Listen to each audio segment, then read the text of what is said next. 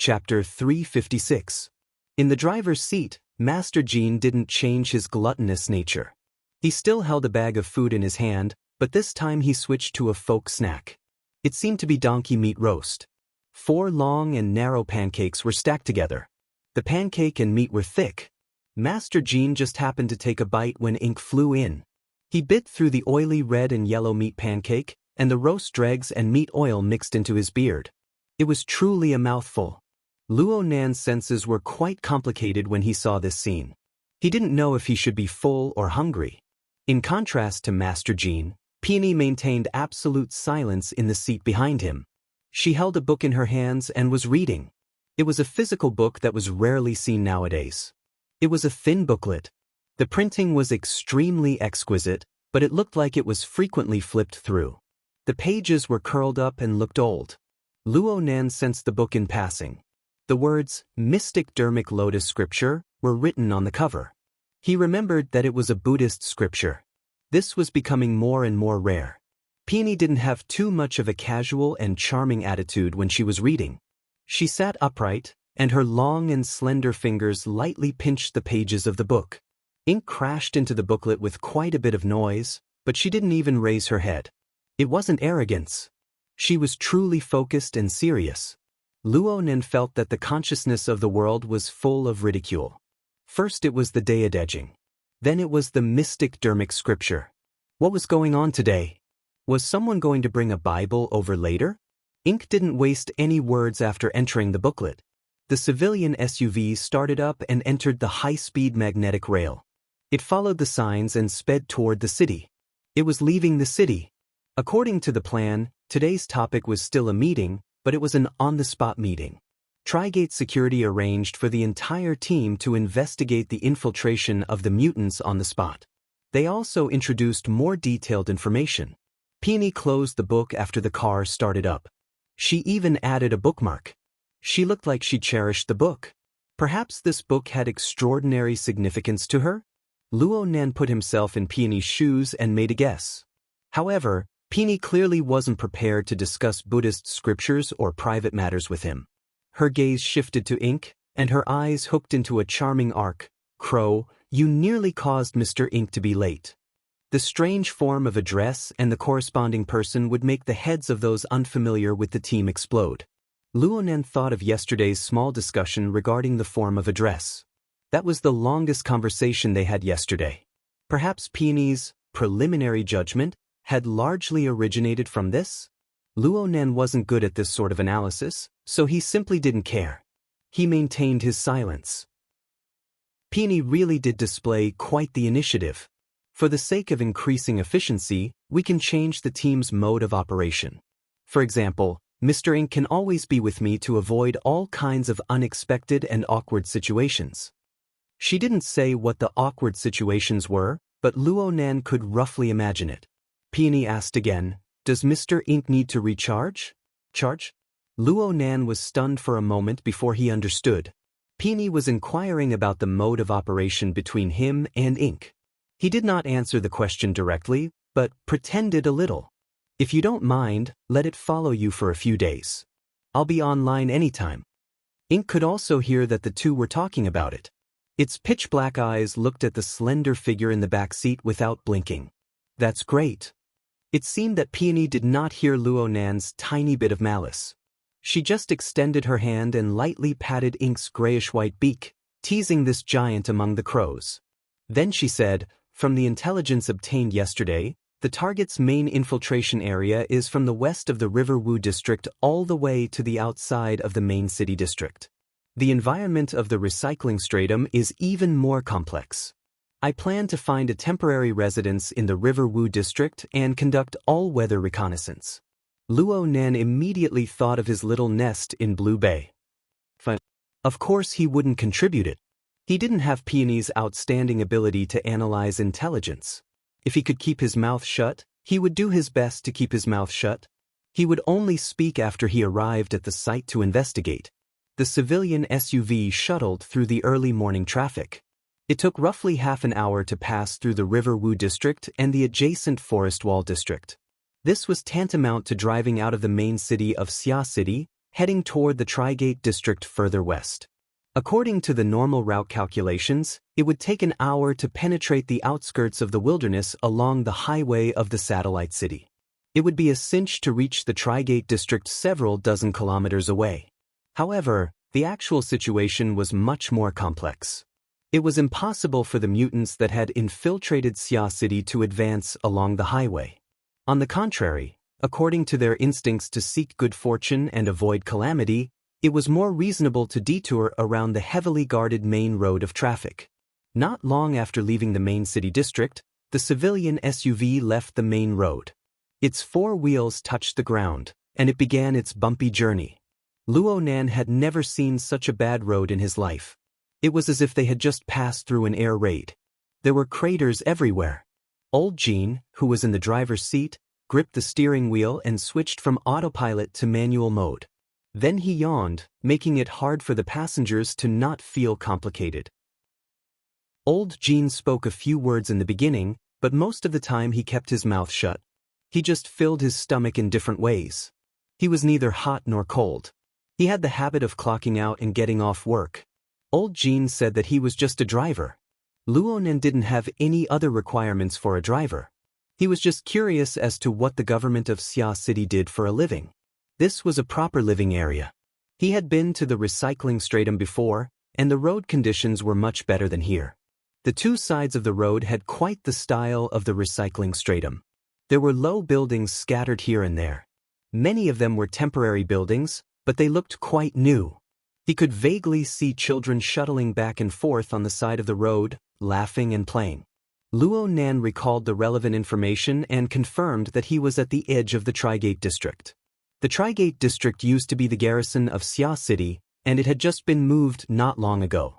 The military was stationed all year round, making this place very different from the modern city. Traces of relocation could be seen everywhere. Someone contacted her through her wristband.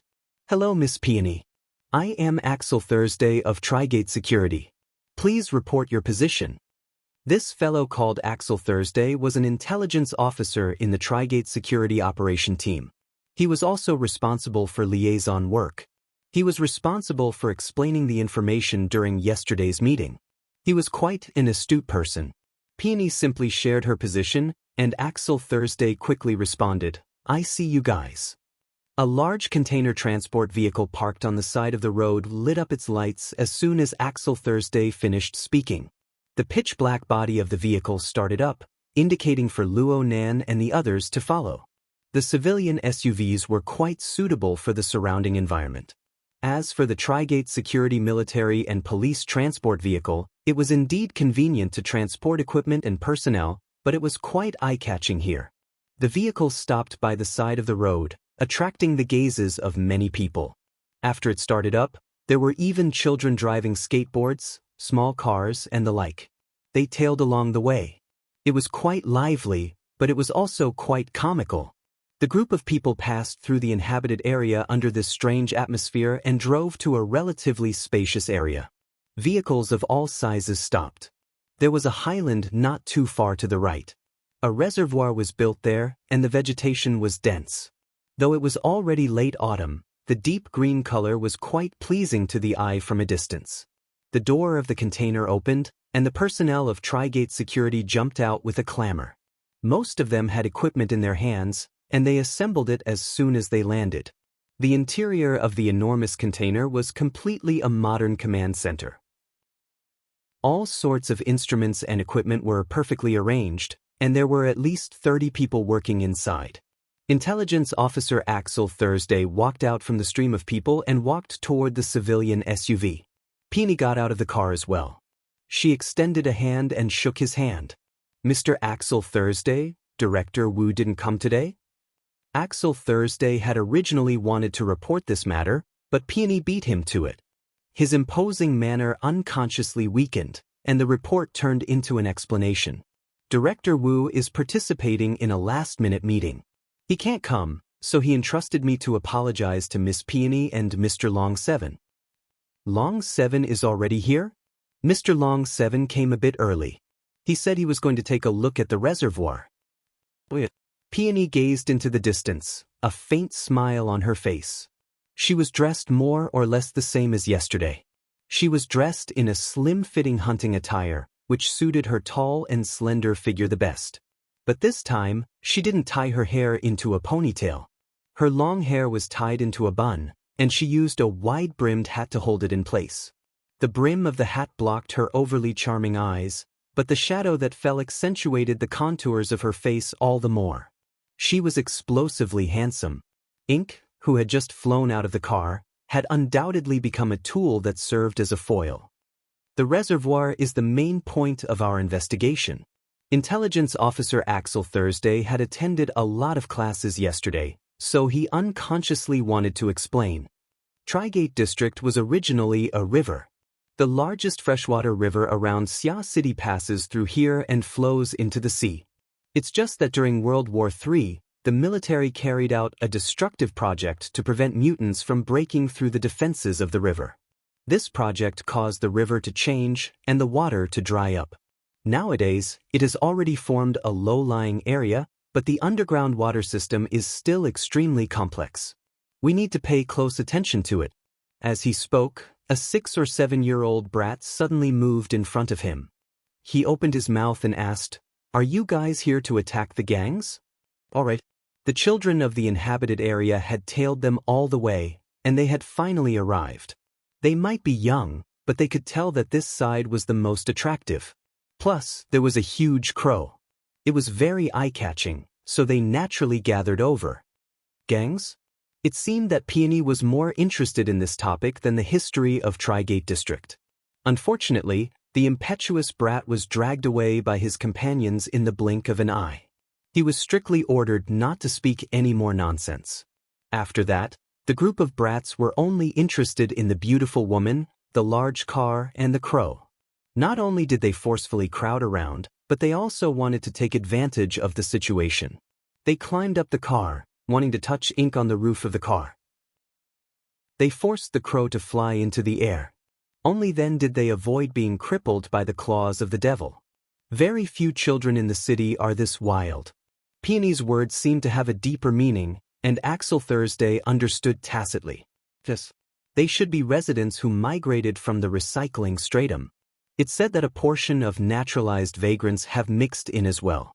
Their social relationships are very complicated. It's also because the military didn't do a good job of handing over the defense. This area suddenly became a no-man's land, and many people want to take advantage of the situation.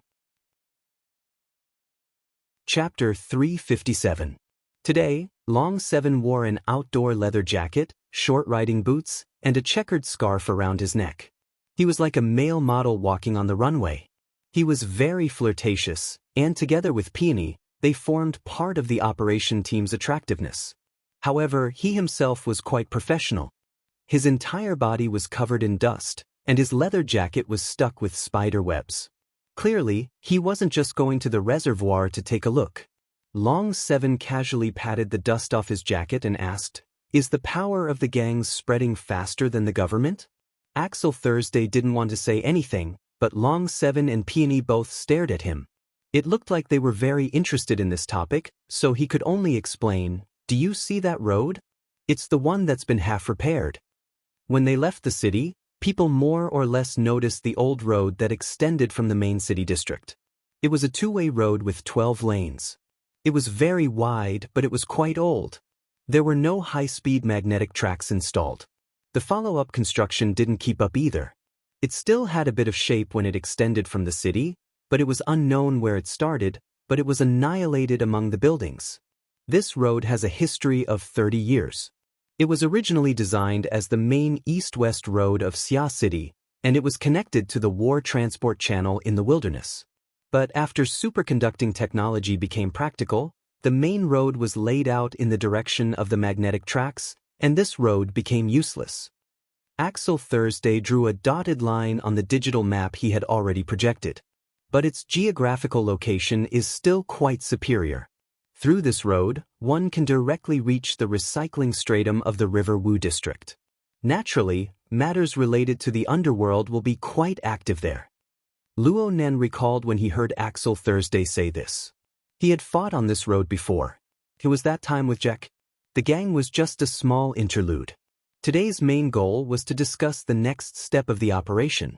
Actually, Luo Nan believed that Trigate Security would immediately begin their formal reconnaissance and search when he saw their posture.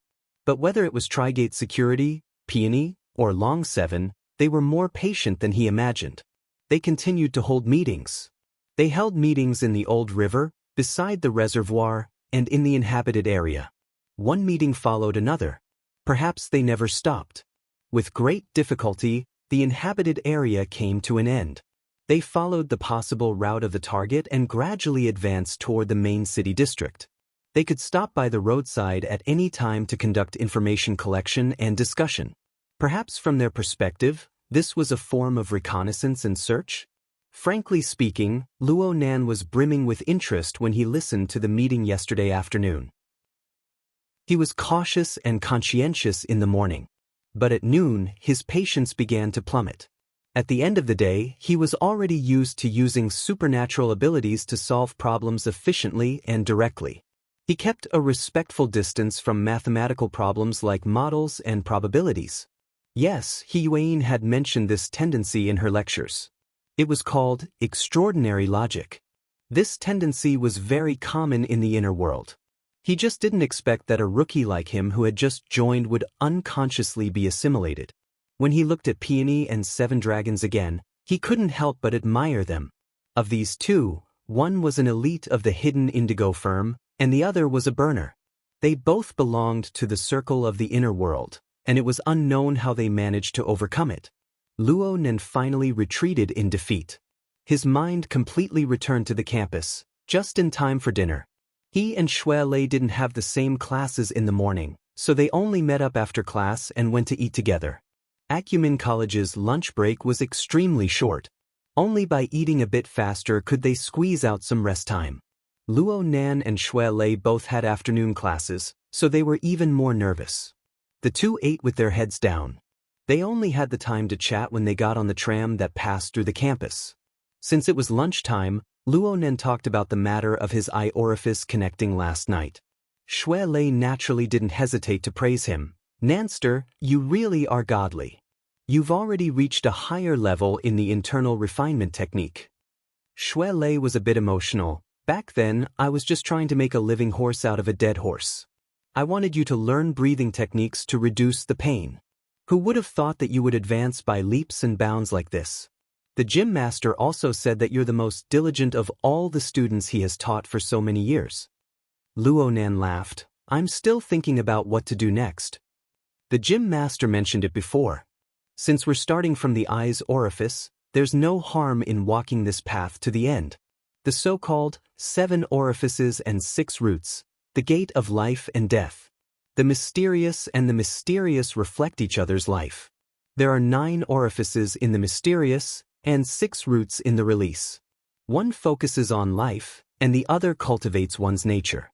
Xue Lei said a few words that weren't very clear. Luo Nan had been diligently tutoring himself in this subject, so he understood the general meaning. Luo Nan wanted Luo Nan to put effort into cultivating his senses, moving from the eye's orifice to the ear's orifice, the tongue orifice, the mouth orifice, the nose orifice, and so on. He wanted to cultivate with the 9 orifices and 6 roots, to drive his internal organs, to cultivate his body, and to polish his nature. The gym master did mention it, but he only mentioned a few simple words. The specific steps and train of thought still require the gym master to personally write them out. Do you want to go tonight? Of course I want to go. I'll let the gym master evaluate me so that I don't make a mistake. In other words, the time he spent exploring the secrets of gear would be pushed back. This wasn't the first time Luo Nan felt that he didn't have enough time, but this sort of feeling would become more frequent in the future. Xue Lei asked about the situation of the outsourcing business. He was more or less curious about this. Luo Nan picked a few interesting things to tell him, but he couldn't avoid mentioning the long suffering of the meeting. Xue Lei listened with a grimace. We don't understand the world of professionals. If it were me, I'd probably collapse a long time ago. Your business is a bit different from what I imagined it to be. When will you be able to make a name for yourself? God knows. Luo Nen felt very conflicted in his mind. Actually, he really hoped to obtain some knowledge from this and harvest some benefits. But when he truly delved deeper, he was unable to keep up with the progress. He was able to understand 70 to 80% of what was said yesterday afternoon, but he was only able to understand 50 to 60% this morning. The ratio in the afternoon would probably be even more miserable. He had to admit, the relevant knowledge structure is far too lacking when compared to these professionals. Zhang Yingying wants me to seize the initiative. Take the initiative, my ass. Nanster, I think you're wrong. Xue Lei shook his head over and over. The gym master said that the greatest taboo in cultivation is knowing half a thing. Piecemeal knowledge and opinionated logic, when combined together, is the road to death. If you can't keep up with your schoolwork, then you might as well not study at all. Therefore, the gym master's first task is to divide students into classes and grades. Teach students in accordance with their aptitude. Your current matter may not be that dangerous, but there's no point in listening to it any longer. I feel that what Sister Yingying said is quite correct. You should seize the initiative. How do I seize it? Sweat. How would I know? But I think that since Her Majesty Empress Wu has outsourced the business to you, no matter how much effort Sister Yingying has put into it, she will always have trust in you. If Her Majesty Empress Wu feels that you can do it, then there must be a way. Otherwise, wouldn't she be deliberately making things difficult for you? Xue Lei's words were unintentional, but Luo Nan was listening intently. His mind was immediately stirred. Her Majesty Empress Wu outsourced the business to him. This was her way of compensating him. There was no reason for her to deliberately make things difficult for him. Her Majesty Empress Wu wanted to give him Peony as a partner. Her Majesty Empress Wu wanted to fill in the gaps. Otherwise, even if she was in the mood to give it to him, Luo Nan wouldn't have the face to ask for it. All right, Luo Nan had to admit that the professional standard that Peony displayed had scared him. Using the other's strengths to attack his own weaknesses obviously put him at a disadvantage in every aspect. Xue Lei said, Actually, I feel that you've done quite well in the past. Back at Frost River Reality, Red Fox, Paper Cut, and the others went against you, but in the end, they were all convinced by you. Of course, there was also last week. We practically didn't help at all. You handled everything by yourself. Cough, I didn't. Don't be modest. I was chatting with Cragburst 2 days ago. He said that with that Devil Ray by your side, he could completely treat you as a B-rank power. Not to mention that heaven-defying pure sensing ability. Right now, your status in the Xia City branch is catching up to Old Man Yu of yesteryear. Hee hee. Old Man, you didn't have 2 extraordinaries to back him up. Really? You've done quite well? Xue Lei rolled his eyes. Let's not act cute with malice. Don't tell me you want me to praise you from the beginning? All right, I'm speaking the truth. I really agree with Cragburst's words. Your pure sensing ability is heaven-defying. I heard that Cat Eyes directly changed the direction of her abilities because of you. She's going to focus on long-range perception from now on. She's giving up on all-encompassing perception. Something like that happened? This was the first time Luo Nan heard of this. He blushed with shame for a time. In a certain sense, though Cat Eyes was his believer, this was an accident from start to finish. Cat Eyes was unwilling. Her emotions were unwilling. Luo Nan wasn't Nanbadian. He wouldn't force himself on her. Instead, he deliberately pulled apart the distance between him and Cat Eyes. Now it looked like he had pulled the distance a bit too far. All right, he was a bit distant from everyone. With the Hexa Ear, it was very convenient to communicate on the psychic wave network. Xue Lei had entered the society a month later than him. Xue Lei could chat, fart, and listen to gossip. Xue Lei could do anything. Luo Nan was the type of person who didn't have access to information. Character. Xue Lei didn't know of Luo Nan's rueful thoughts. He continued, when we were chatting, I suspected that this ability of yours is still in the explosive growth stage. Every time you move, the number you obtain is different. Sister Yingying said that when you were at Frost River Reality, your soul-attached state had an upper limit of 500 meters. When your soul and body are united, the limit of your senses is 80 meters.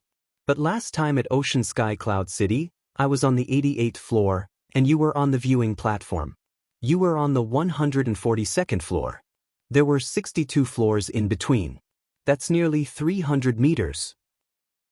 You should have been in the soul and body united state back then. Luo Nan chuckled. This is the benefit of following the gym master in cultivation. Shui Lei loved to hear these words. He immediately grinned until his eyes couldn't be seen. So, Nanster, you don't need to worry about anything. There's no need to worry at all. In the entirety of Xia City, not counting the two extraordinaries, there's no one who can compare to you in terms of all-encompassing senses. These words sounded very familiar. Luo Nan suddenly asked, Did Ying look for you to be a lobbyist? Shui Lei's grin froze. Then he moved closer to Luo Nan with a fawning smile. I just feel that Sister Ying's words are quite reasonable. I feel the same. Chapter 358. Luo Nan spoke very confidently. After all, most of it was just a joke. He wasn't in a rush to show off. Instead, he found a secluded place with Shui Lei and earnestly finished his afternoon lesson. Only then did he return his attention to the marching team. Luo Nan's consciousness was attached to Ink's body. As expected, there was still a meeting going on over there. They just added a working meal. Peony and Long Seven both behaved very professionally, and Ink took the opportunity to display the important reason for its enormous body. It ate nearly a person's worth of food as a single bird. After lunch, the group of people had another meeting by the roadside. Ink was on the roof of the civilian SUV. The luggage rack was just right for its thick toes to grasp, so it stood steadily. It was just that his head was drooping, and he had already entered a half-asleep state. Four birds, staying quiet for a long period of time, coupled with the effects of digestion, consumed considerable physical strength and energy. It more or less went against nature. Therefore, when Luo Nan's telepathic thoughts cut in, Ink quivered and cried out twice. It flapped its wings and flew without hesitation. In the blink of an eye, it flew under the radiant sun. Under the sunlight, Ink's black feathers were cool and refreshing. They trembled in the wind, suffused with a deep blue luster. It was actually a bit dazzling. The black shadow and the blazing sun fused together in a strange harmony, causing Intelligence Officer Axel though to click his tongue in wonder. Of course, he couldn't help but suspect that it was a bit funny. This crow is vigorous and mighty. It understands human nature. It can be called a divine steed. His voice fell and Ink flapped its wings. It turned in a different direction and flew far away. Soon, it disappeared without a trace. Axel though grunted. He covered his eyes with his hand and looked at the sky. What's wrong? Peony didn't even raise her head. Don't mind it. Ink circled in the sky for a moment before finding its target. It slightly adjusted its direction, and soon it arrived above the old road that cut through the city. It flew along the road. Although he said he wanted to take the initiative, he didn't immediately give orders to the operations team. Luo Nan couldn't use methods as heavy as shame in a short time. His many years of experimental experience had forced him to develop a cautious personality. As long as his brain wasn't overheated, he didn't mind collecting a bit more data and information to use in his judgment. The operations team was doing similar things. Unfortunately, their fields were too different from Luo Nan's expertise. They couldn't be used by him. It was also thanks to Zhang Yingying's persuasion that he came to his senses in time. Otherwise, it would only be a waste of time if he kept following behind the operation team. Of course, the first thing Luo Nan needed to do before everything began was to test the upper and lower limits of Ink's abilities, especially the range of his perception. This was the fellow that made a living. He could not afford to make any mistakes. According to Luo Nan's experience, the sensing radius of the out-of-body state, the unity of body and soul, and the fulcrum of the believer were different by an order of magnitude. In other words, under the premise that his out-of-body senses could reach up to 20 kilometers, the limit of a normal fusion of spirit and body was 2 kilometers. For a believer, like Ink, it should be around 200 meters. If he deliberately strengthened it, it would increase even further. However, based on past experience, Ink's brain capacity was probably not enough to process information that was too complicated. Packet loss and frame drop were very normal things, and it still needed some time to adjust. Truth be told, this was work that should have been done a few days ago. It was just that Luo Nan had too many things on hand, so he kept forgetting about it. He pushed it back until now. Let's test the upper limit first. The situation was a bit unexpected when Luo Nan actually did it. Where was the packet loss? It was as if a high-speed magnetic track had opened up between Luo Nan's main body and ink. The relevant information did not need to be transferred at all. No, it seemed like there was no transmission process. The distance in space was warped for some reason. This feeling was strange and familiar. Luo Nan spent a bit of time to recall. He finally remembered with great difficulty that he had used the life sketches to draw the Star River in Frost River reality. He seemed to have used this method to pull the Wraith sign over. The Wraith sign evolved into a Colosseum and fought with the human-faced arachnid raised by the Order of Justice. After all, the Wraith sign was a Darksider species. It was an existence that belonged to the mental plane. It made sense for it to be summoned. Ink had a material form. Could this peculiarity be reflected in the transmission of information? In any case, with the existence of this connection, the only factor that limited Ink's detection ability was the limit of its own capacity. This made things much easier.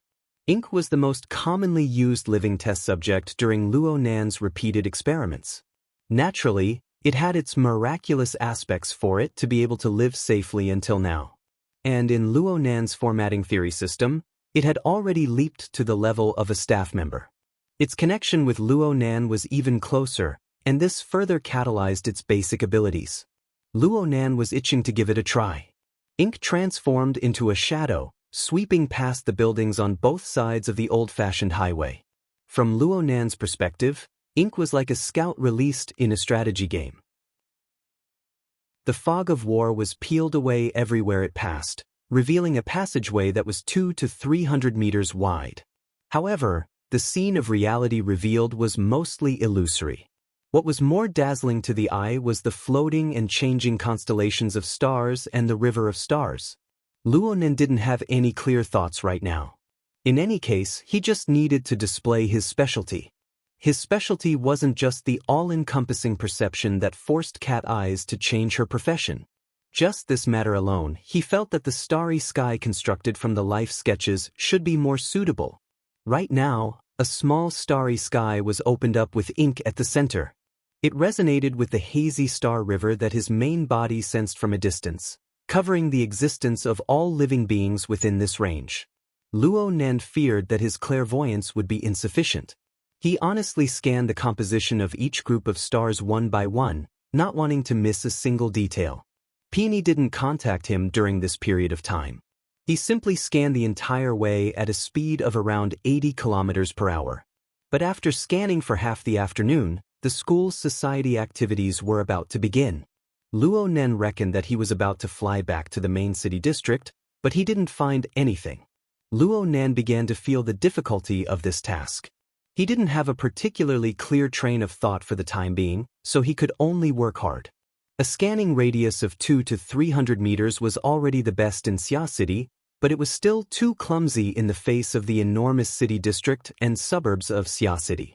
Ink's sensing radius is still too small. Should I switch to my main body? A special sensation suddenly flickered while he was pondering. Luo Nan was overjoyed. It didn't matter if it was the target or not. His attention was instantly focused on it.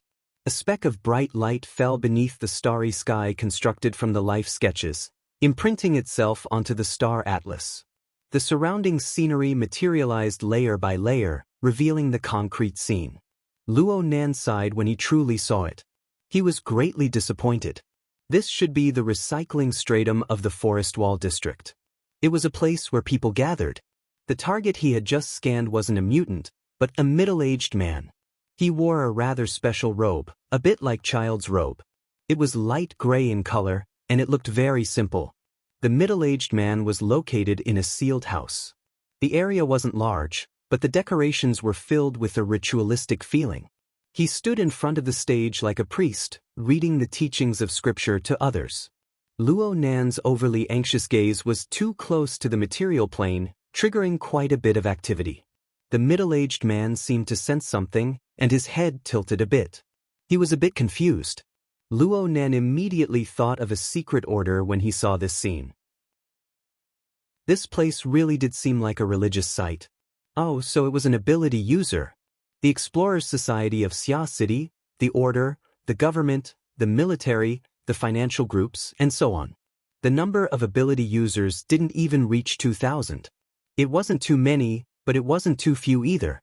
Luo Nan had randomly bumped into one. Should he say that his luck was good or bad? That's right. The difference between ability users and normal people on the life sketches level was far too great. Oh my, he was really stupid. Luo Nan, who was at school, slapped his forehead. Ink's flying wings nearly curled up. Fortunately, it reacted midway through its descent and fiercely flapped its wings to recover its altitude. Luo Nan didn't even think for half the afternoon. The life sketches of ability users were already this special. Naturally, mutants were even more different. This was an obvious fact.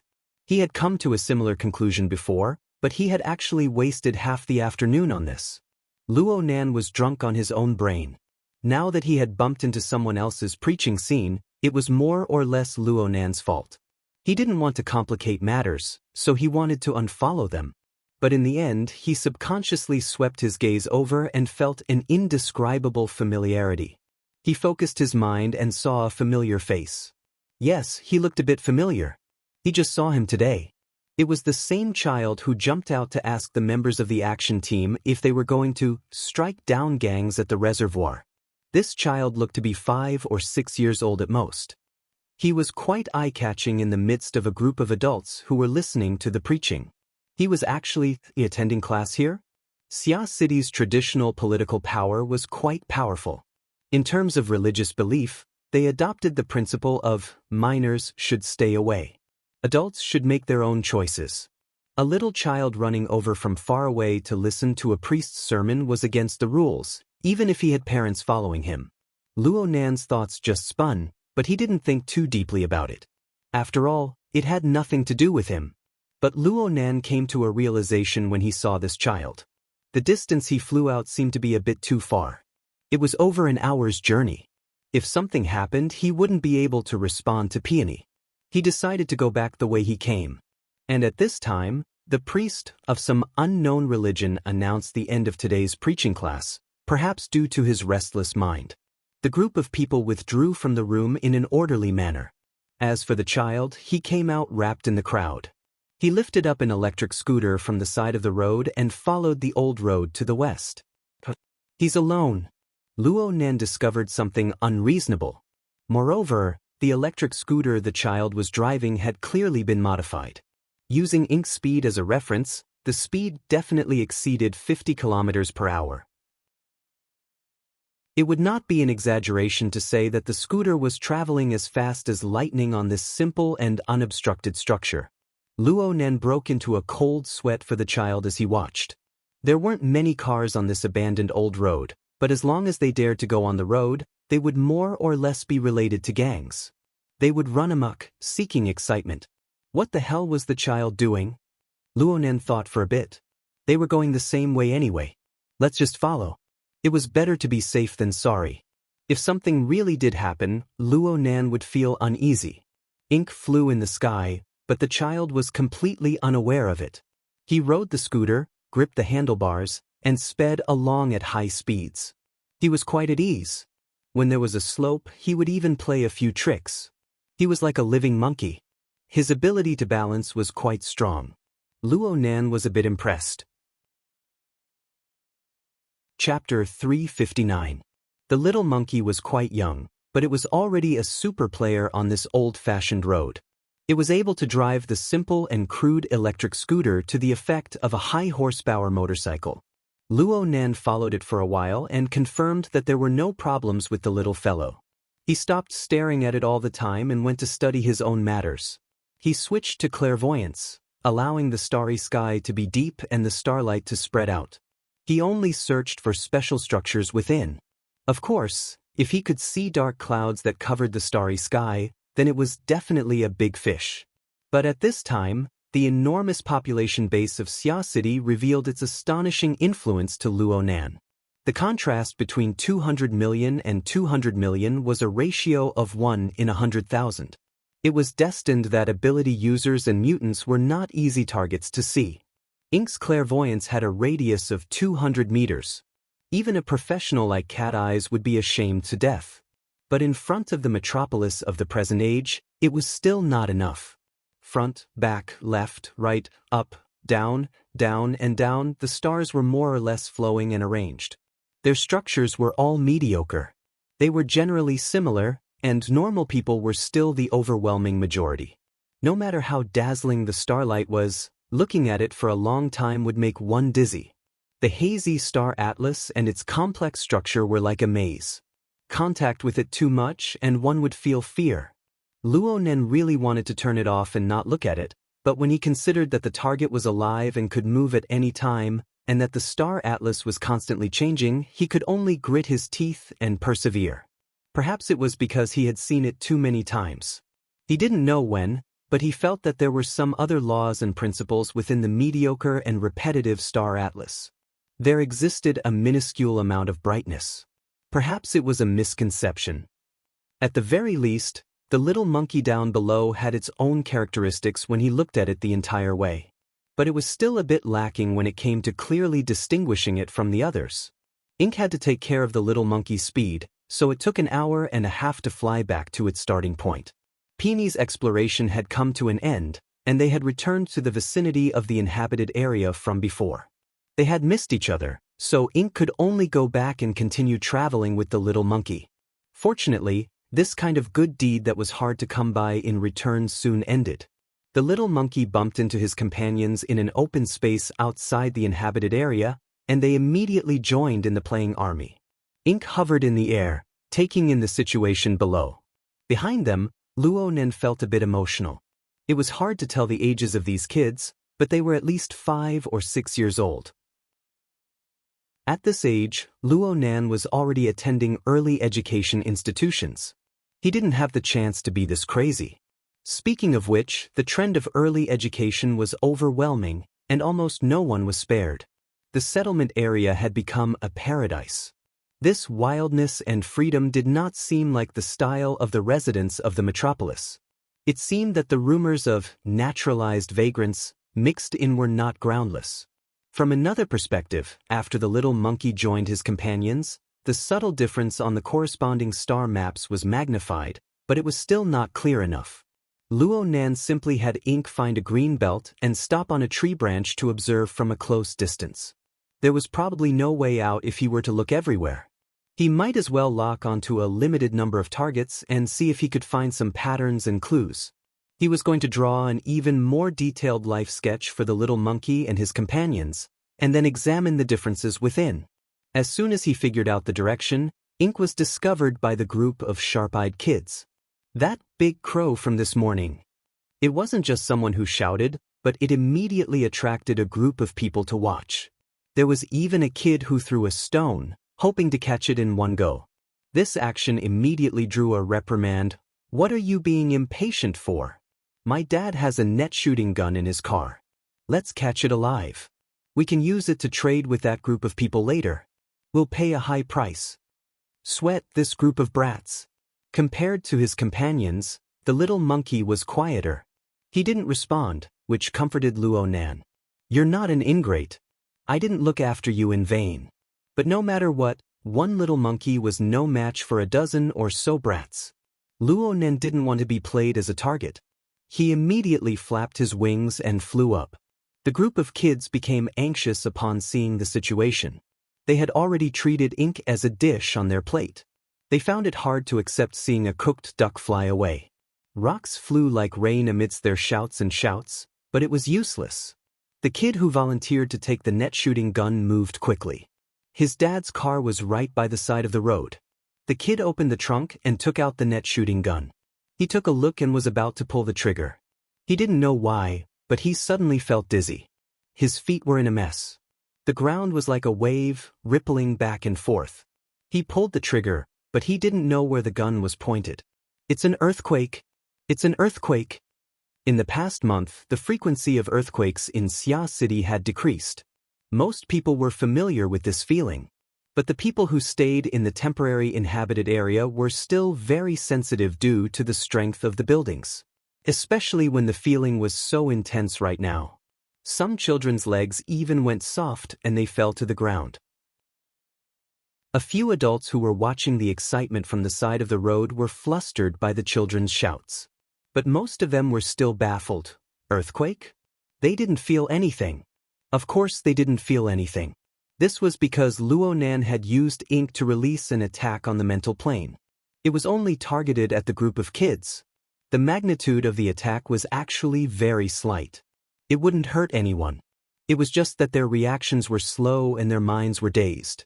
Ink flew high into the sky, leaving behind a pile of chicken feathers. This represented the end of today's search operation. Luonan's plan to seize the initiative and amaze the world with a brilliant feat didn't come to fruition in the end. It was still the same.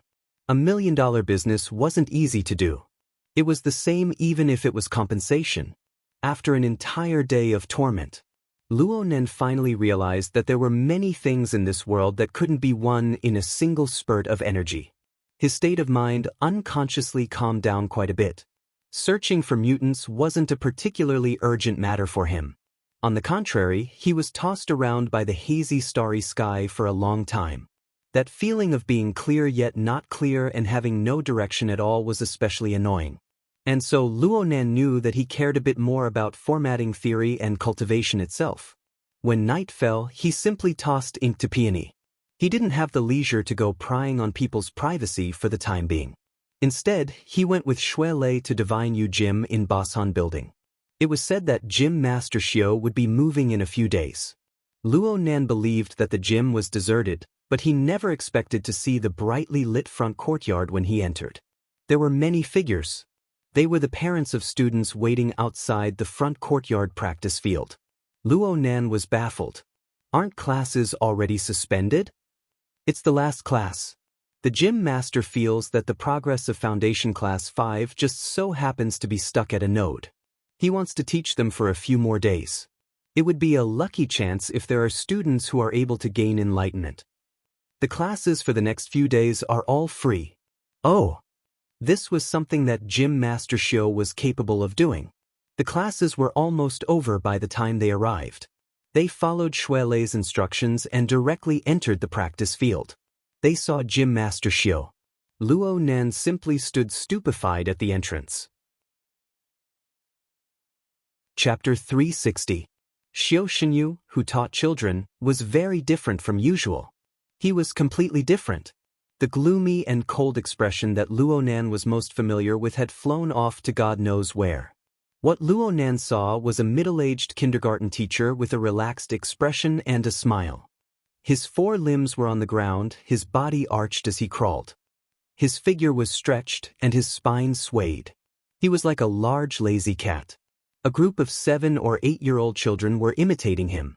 They meowed happily, and they even developed new skills on their own. They flipped, rolled, pounced, and twisted. It was quite lively. Luonan was truly dumbfounded. Shui Lei felt the need to explain. Cough. This is the cat form that the gym master created specifically for children. You might even be able to see the dog form in the future. It walks the path of the god of imagery. You know, the children in the city are more familiar with these 2 animals. It's easier for them to refer to. Really? Luonan was still a bit absent-minded. Shui Lei understood what Luonan was thinking. He said, "The gym master has always been the most amiable to children. Back in the day, when I was in the basic class, it was like the spring breeze and rain. But when I transferred to the specialized class, I was personally taught. Oh my God!" He felt nostalgic and he grimaced in pain. He felt quite complicated. Xiao Xinyu had already seen them, but his reaction was very calm. It was impossible to see any misgivings about his image collapsing. He was still on the ground, leading the children to crawl in circles. They fully stretched their limbs and moved their joints. He even reminded them to control their breathing. The scene could be described as chaotic but orderly. It was under control from beginning to end. Xiao Shenyu practiced in this manner for another round before getting up. He signaled for Luo Nan and Xue Lei to come over. The children were still dominating the field, playing crazily, practicing. Luo Nan and Xue Lei carefully circled around the group of overly energetic little fellows and stood next to Xiao Shenyu. Gym Master Xiao's expression had indeed returned to its usual calm state. It was as if the lazy, relaxed, and carefree expression from before were all an illusion. Luo Nan wasn't stupid enough to take the initiative to mention it. He just obediently reported his recent cultivation progress. Xiao Shenyu asked a few details, confirming that Luo Nan's progress was real and effective. He didn't look surprised, just nodding. In the end, he said, "You finished cultivating in the eye's orifice. Your progress is fast, and your foundation is solid. You should have talent. Continue cultivating along the path of the 9 orifices and 6 roots. There's no need to stick to the order. Try everything." Try everything? You'll only know if you've tried it yourself. Xiao Shenyu didn't think there was much to say, so he brushed it aside and changed the topic to what he thought was more important. Start from the 6 roots and 9 orifices, and sense the surroundings. Worldly thoughts are like a tide, which is very dangerous for cultivators. Therefore, true knowledge and clear vision is especially important. Knowing oneself is true, knowing others is clear. Knowing others and knowing oneself cannot be biased. Actually, Luo Nan did not quite understand, but when he heard Xiao Shenyu talk about understanding people, he could not help but think of the events that had tormented him for the entire afternoon. He could not help but ask, the people of the world seem to be thousands and thousands of different, but when it comes to the level of life, the myriad streams return to the origin. The differences are extremely small, and there are many things that seem right, yet are actually wrong. How in the world should we distinguish them? Xiao Shenyu glanced at him and gently nodded in approval. When Luo Nan described his extraordinary cultivation progress just now, it was nothing more than this. We cultivators know ourselves and know others. We should start from 3 places: the root receptacle, the root nature, and the root trigger. These 3 things, whether it is teaching others or self-cultivation, must be seen clearly. Root receptacle, root nature, and root trigger? Luo Nan had a stupefied expression. This is the language of the Shurjia. It has been borrowed, but it has been slightly mutated. The so-called root is the root of growth. According to your words, it is the basic order frame of a person. Xiao Shenyu had spoken to this point, and Luo Nan understood. As for the differences between the 3, the one that can hold objects is the tool. It is the quantity that can hold. The one that creates good and evil is the nature. It is the discrimination of direction. The one that moves appropriately is the trigger. It is the fate of receiving the law. Simply speaking, one must look at one's aptitude when looking at the future of cultivation. This is divided into talent, temperament, and destiny. Only by understanding all of these elements can one choose the most suitable technique for a person. Only then can one choose the most suitable person for a technique. Luo Nan felt that Xiao Shenyu was not only teaching him how to cultivate, but he was also expounding on the teachings themselves. As a teacher, these were undoubtedly words that came from the bottom of Luo Nan's heart. It wasn't just Luo Nan. Even Xue Lei pricked up his ears to listen carefully. There is an ancient saying that the path transforms the virtuous and the foolish. Let's not talk about the controversial points. Schools have different doctrines, and there are many differences in the disciples they accept. This is obvious. Most of these differences come from the root receptacle, the root nature, and the root trigger. The principles are easy to understand, but the important point is how to distinguish them in reality. Xue Lei, you don't need to listen to what I'm about to say. Your root receptacle is thick, and your root nature is simple. The root trigger should be activated for a long time. What you need is a pure intent. There is no benefit in learning these techniques of reasoning and reasoning. Xue Lei shrunk his neck, and he obediently walked far away to act as a temporary instructor for the children. Luo Nan seemed to understand something. Xiao Shenyu had actually treated Xue Lei as a living example. He had demonstrated to Luo Nan how to distinguish and utilize the root receptacle, root nature, and root trigger. The results were naturally excellent. Luo Nan already had a bit of a plan in his mind. Listen carefully. Xiao Xinyu gave Luo Nan another reminder. Then he imparted Luo Nan the specific techniques of distinguishing the tool, nature, and mechanism. This technique was actually a summary of experience. Aside from a keen and penetrating state of mind, one also needed a wealth of life experience to support it. Right now, Luo Nan had only learned the basic principles. He was still far from truly crossing the threshold. However, this bit of principle was already quite outstanding, especially the standard of clairvoyance and judgment. It pointed to the most profound and subtle level of the human body and mind. It vaguely corresponded to some of the problems in Luo Nan's formatting theory. Especially this afternoon. Luo Nan felt his soul's strength stir. He scratched his ears and cheeks for a time. He really wanted to return to the settlement in the Trigate district and stare at the little monkey and those wild little ghosts. He wanted to look at them in detail once more. Unfortunately, he was destined to be unable to do so tonight. Xiao Xinyu gave a rare warning to Luo Nan. He needed to make Luo Nan comprehend the marvels within. Speaking of this technique, I will teach you this technique tonight. I know that you have a thoughtful personality. You are suited to study and research. I also know that you have a deep and solid foundation. It is enough to bear the burden. You took the initiative to ask, and you seem to be pointing at something. You should have encountered a corresponding problem. It just so happens that you have the tool, nature, and mechanism at the same time. It is like the return of spring to the earth. It awakens and hibernates all living things. It is born naturally. Although its nature is soft, its nature is firm. The results should be pretty good. Luo Nan nodded fiercely. Now he somewhat understood the true meaning of the phrase, if one hears the path in the morning, one can die in peace in the evening. Of course, it would be too much of an exaggeration to say that Luo Nan wanted to die. It would be best if he could happily verify it a few times. Chapter 361. He just so happened to hear Xiao Xinyu's words.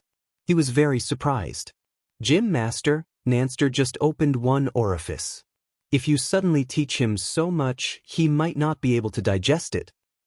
He might not have been able to in the past, but now there's no problem. The cultivation of the 9 orifices and 6 roots is nothing more than a dual cultivation of life and death. He has made progress in the cultivation of his nature arts, but the imbalance is still there. There's nothing wrong with advancing courageously in the aspect of life arts. In layman's terms, nature arts were the cultivation of the mental side, while life arts were the martial arts of the fleshly side. Luo Nan could understand these words, but what did made progress mean? It seemed to have nothing to do with the progress of the eye's orifice. Luo Nan had deep faith in Gym Master Xiao's insight due to his foundation in the art of dividing objects, nature, and mechanism. His thoughts turned, and he unconsciously thought of his special experience at Gear in the early hours of this morning. He was a bit distracted. Suddenly, his mind became alert. Someone was reaching over with a hand. He instinctively slid his shoulder, but it was useless. Gym Master Xiao pressed down on his shoulder and exerted a bit of force, indicating for him to change his posture. Crouching tiger form. Luo Nan hesitated for a moment, but in the end he obediently knelt on the ground. He stretched his back forward and pressed his elbows. His legs naturally curled up, and he transformed into another big cat, but this time he was sleeping. This movement was one of the Daoyin techniques he had learned. It was not difficult at all. Plus, after many days of practice, he had already connected with the will of the mind. When he assumed this posture, it naturally resonated with the true meaning of mimicry. He was like a fierce tiger taking a nap in its lair. It was tight yet not tight, loose yet not loose. Amidst the laziness was the tension of a king of beasts. It caused his mind and body to be in a marvelous state of relaxation and tension. Xiao Xinyu squatted down and pressed down lightly on Luo Nan's head. He spoke. Frankly speaking, Luo Nan was unable to hear what Xiao Xinyu said. He just felt that the vibrations of the sound waves did not seem to be transmitted through the air. Instead, they flowed along Xiao Xinyu's palm and seeped into his brain. They were like thunder. The sound of thunder entered his brain, stimulating the apertures of his head and face to vibrate. Then it spread to his entire body. The thunderous vibrations pushed forward layer by layer, causing the body chakra to shake first. The internal links were subdivided, the 9 apertures, the 5 zangs, and the 12 joints all resonated. The eyes, ears, nose, tongue, body, and mind all knew where they were. At this time, Luo Nan was able to clearly distinguish Xiao Xinyu's voice.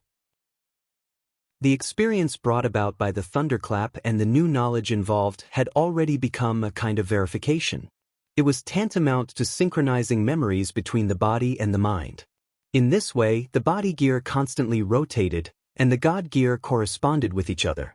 They coupled and moved in unison, constantly correcting the details. Gradually, Luo Nan ignored Xiao Xinyu's words. His entire mind was focused on the fine adjustments of the frame of body and soul. He looked at how the blood, energy, and fluid transformed layer by layer between the internal organs. It was like flowing water in the mountains. It flowed and permeated above and below ground, between the cracks of soil and stone. When it reached a certain degree, Luo Nan's thoughts stirred slightly. He felt the vital energy of his heart, spleen, and stomach boil. His blood and energy flowed upwards. As for his brain and face, he felt a slight turn, and his mouth was suddenly filled with saliva. It was sweet and moist, as if he was drinking nectar. Combined with Xiao Xinyu's teachings, Luo Nan was clear on the direction of his next step. The orifice of the heart was the tongue. The orifice of the spleen was the mouth. Although the mouth and tongue were separated, they were actually one orifice. And in classical theory, the heart and spleen and stomach were said to be external and internal. Luo Nan had opened up the 2 organ systems of the heart and spleen at the same time. It looked like there was some truth to this. Before formatting theory had truly taken shape, Luo Nan had first developed the Appetite King skill. He could digest food and provide his body with sufficient energy. The function of the spleen and stomach was amazing. And ever since he started practicing martial arts, his body's blood and energy were vigorous and healthy. It was said that the heart governs the blood vessels, and it was suitable for the dispersal of the liver energy.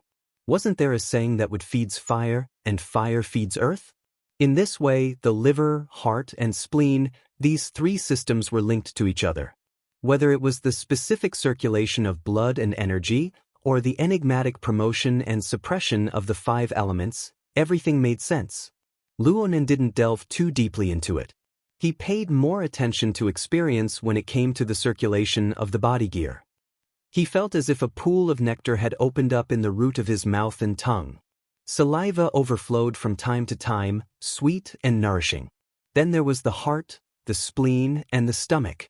It utilized the mechanism of the organs to transform external energy into internal energy, allowing the essence to be filled and solidified.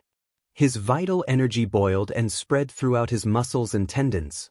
A thin layer of sweat appeared in the blink of an eye. It could be said that his blood and energy were unobstructed. Luo Nan had been in the crouching tiger stance for too long. There were some children on the training field who saw Luo Nan lying on his stomach. They thought that Luo Nan was just like them. They meowed and pounced over. Shui Lei jumped in fright. He wanted to block Luo Nan, but he was blocked by Xiao Xinyu, who had gotten up. The child didn't know how to control his weight. He directly bumped into Luo Nan's body. Luo Nan was still in a state of subtle comprehension. He didn't move, but his body was soft, smooth, and pliable. It was as if he had no bones. Bumping into him didn't hurt at all.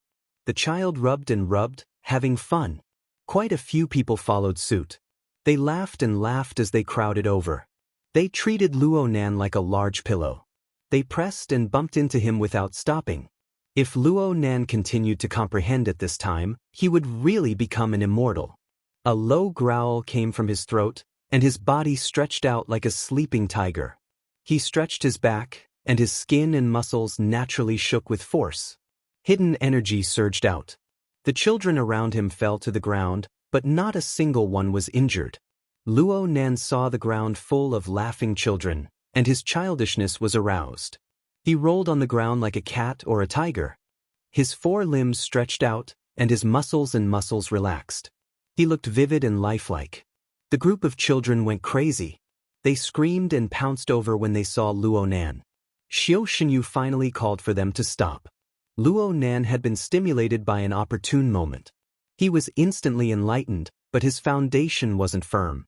There was a risk of failure if he continued to play. Xiao Shenyu waited for Luo Nan to stand up before speaking to Shui Lei. His muscles and tendons have all been nourished. From now on, he can practice fist techniques. Starting tomorrow, you will be training with him. Training with him the moment he comes up? Does he have the time to slowly learn fist techniques? Xiao Shenyu's lips curved into a mocking smile. He's just getting used to his physique and training his reactions. At most, he'll be able to learn a few moves of fist techniques. In any case, his ambition doesn't lie here.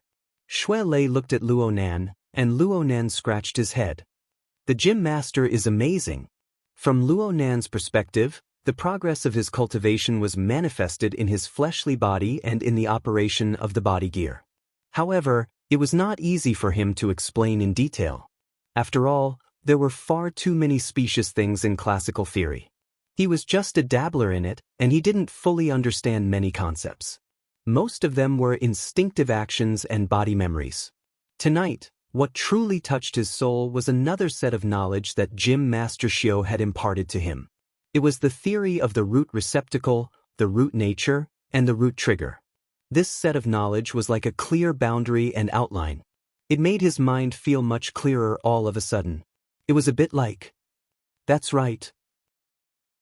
It was like the feeling of drawing with a brush. When Luo Nan first learned how to sketch, he first learned how to use composition, lines, light, and shadow to sketch a lifelike image. He felt that he could draw the entire world. Of course, reality would teach him a lesson later on. However, he had just come into contact with a brand new domain. He had a clear feeling of understanding and talent.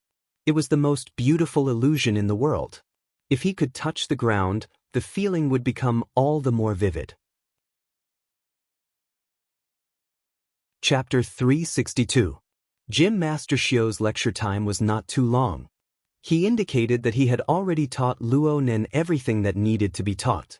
The rest was up to Luo Nan to experience. Luo Nan wasn't in a hurry to leave. He and Shui Lei sent off the students of Basic Class 5, then went to the backyard to help Gym Master Xiao clean up. He continued to pack his luggage, and he only left the Daoguan at around 9 o'clock. Luo Nan and Shui Lei separated in the underground parking lot of Basan Building. They sat in the security car sent by the society. The driver of the car was the same one from last night. His surname seemed to be Qin, but Luo Nan was unclear about his name. Neither of them were talkative people. They merely nodded at each other as a greeting. Luo Nan sat in the front passenger seat. His body leaned against the back of the seat, allowing the car to drive onto the highway. He closed his eyes and muttered to himself. Right now, Luo Nan's heart, liver, and spleen were driving the blood and energy of his entire body to rise and fall. The blood and energy soaked through the tendons, periosteum, muscles, and so on of his entire body. The blood and energy rose to his face. The eye's orifice was like a lamp, and the orifice of his mouth and tongue was like a jade pool. The blood and energy naturally coiled. It was marvelous beyond compare. However, Luo Nan was rarely touched by the various mysterious transformations on his body. At this moment, his mind was filled with the knowledge of the root receptacle, root nature, and root trigger. The flashing spiritual light seemed to mix with the dazzling starry sky in the afternoon, sketching out a novel structure before disappearing in the blink of an eye. It was both exciting and frustrating. Stop. Dojo Master Xiao had said that this sort of clairvoyance and judgment technique couldn't be done with empty guesses. They had to start from the real thing.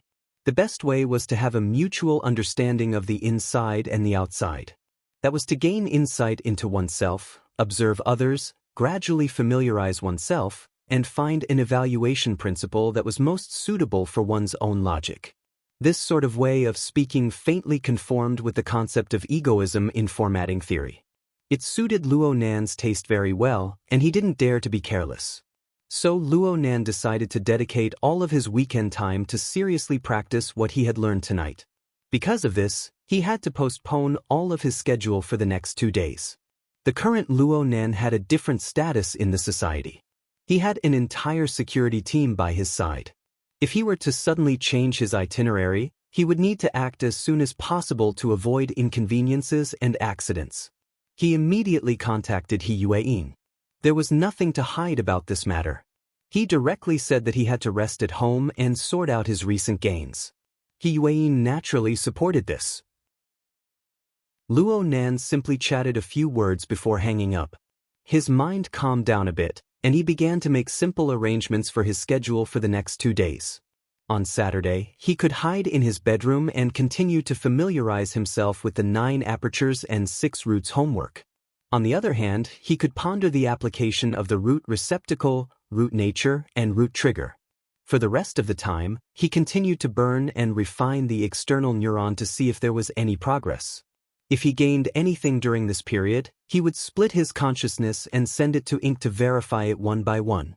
On Sunday, they would make adjustments according to the specific situation on Saturday. Just like that, these 2 days were filled to the brim and were extremely fulfilling. If everything went smoothly, when he arrived at school next Monday, he could use this opportunity to quietly explore the mysteries of gear. How wonderful! Luo Nan was very satisfied with his own arrangements.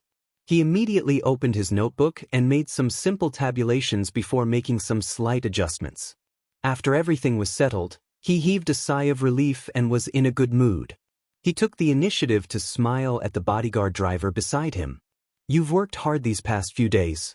I'll stay at home for the next 2 days. I hope everyone can relax."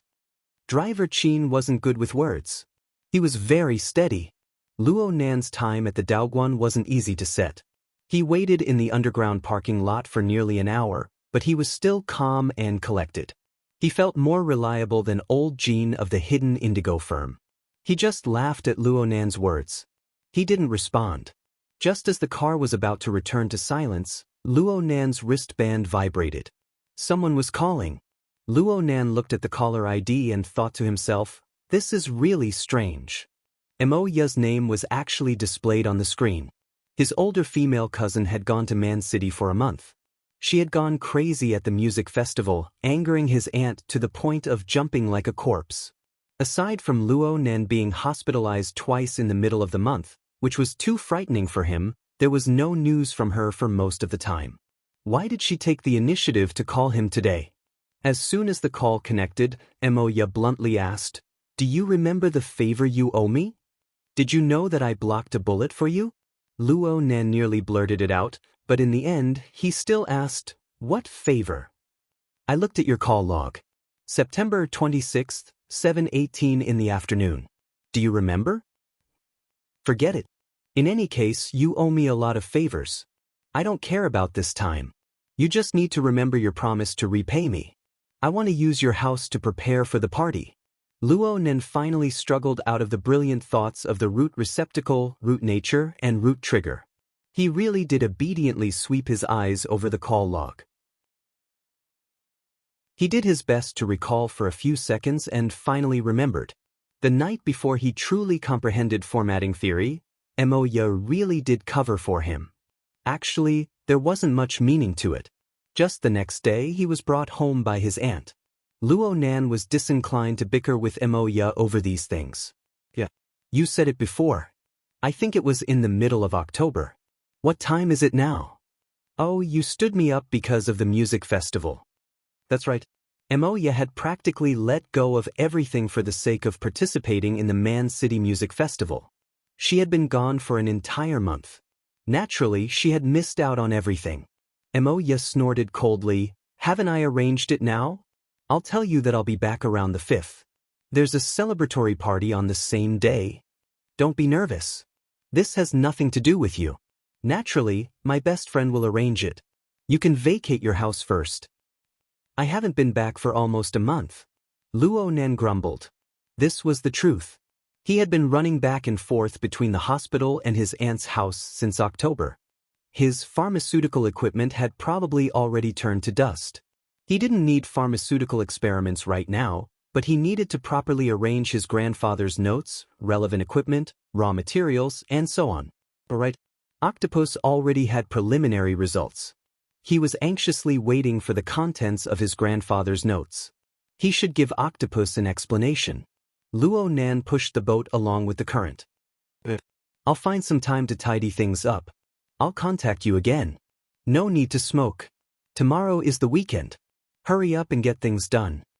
Luo Nan nearly spat out a mouthful of blood. No way. Oh, so direct. Monday. I'll vacate Monday for you. Monday is the 5th. The 5th is Monday. Are you preparing to have us have a dust removal party? I have very important things to do over the weekend. Luo Nan bit down on the words, very important, and spat them out. He tried to make Emoya understand the seriousness of the matter. In terms of practicality, it was indeed very serious. He had just given He Yuan a call. He wanted to cancel all of his travel arrangements for tomorrow. With Secretary He's efficiency, this matter would certainly have already been arranged. Now he wanted to turn around and eat it back. Not to mention his face, how would He Yuan's authority be guaranteed? As for not following the plan and going out by himself, that was even more serious. It was tantamount to trampling He Yuan's newly established rules into the ground. But there was no way to let Emoya know about this matter, let alone let her understand. Luo Nan just felt stifled. Emoya was silent for a moment. She spoke a few seconds later. Very important? A date? Luo Nan groaned. Sis, I'm not lying to you. Chapter 363. Luo Nan was a bit startled. He split his attention to look. Finally, he hadn't taken the Universal Commands course for nothing. He was immediately able to discern the meaning of this string of hand gestures. You can use the B time slot from tonight to tomorrow before the shift changes. The B time slot was from 5 to 7:30 in the morning. It was the time between the time Luo Nan woke up and the time before school. During this period, he had his routine morning classes, morning exercises, and breakfast. Chauffeur Chin's meaning was very clear. He was suggesting that he take advantage of this time to settle the matter. In any case, it was their team that was on duty from night to morning.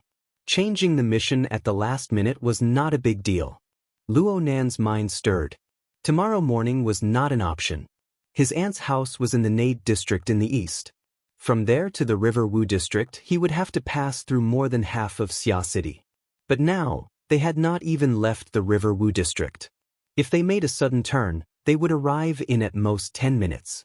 Over at Blue Bay Community, the most important things were pharmaceutical equipment, a portable cooler to store raw materials, and his grandfather's notes. They could be taken with them. As for cleaning up, screw her. Luo Nan changed his tone when his thoughts reached this point. How about this, sis? Let's pick up the pace. I happen to be in the River Wu district, so there's no need for tomorrow. I'll go and clear the place now. Get your best friend here to take over. I'll give her an hour. That works too. I'll ask them. Luo Nan's train of thought opened up, and his mind became quite nimble.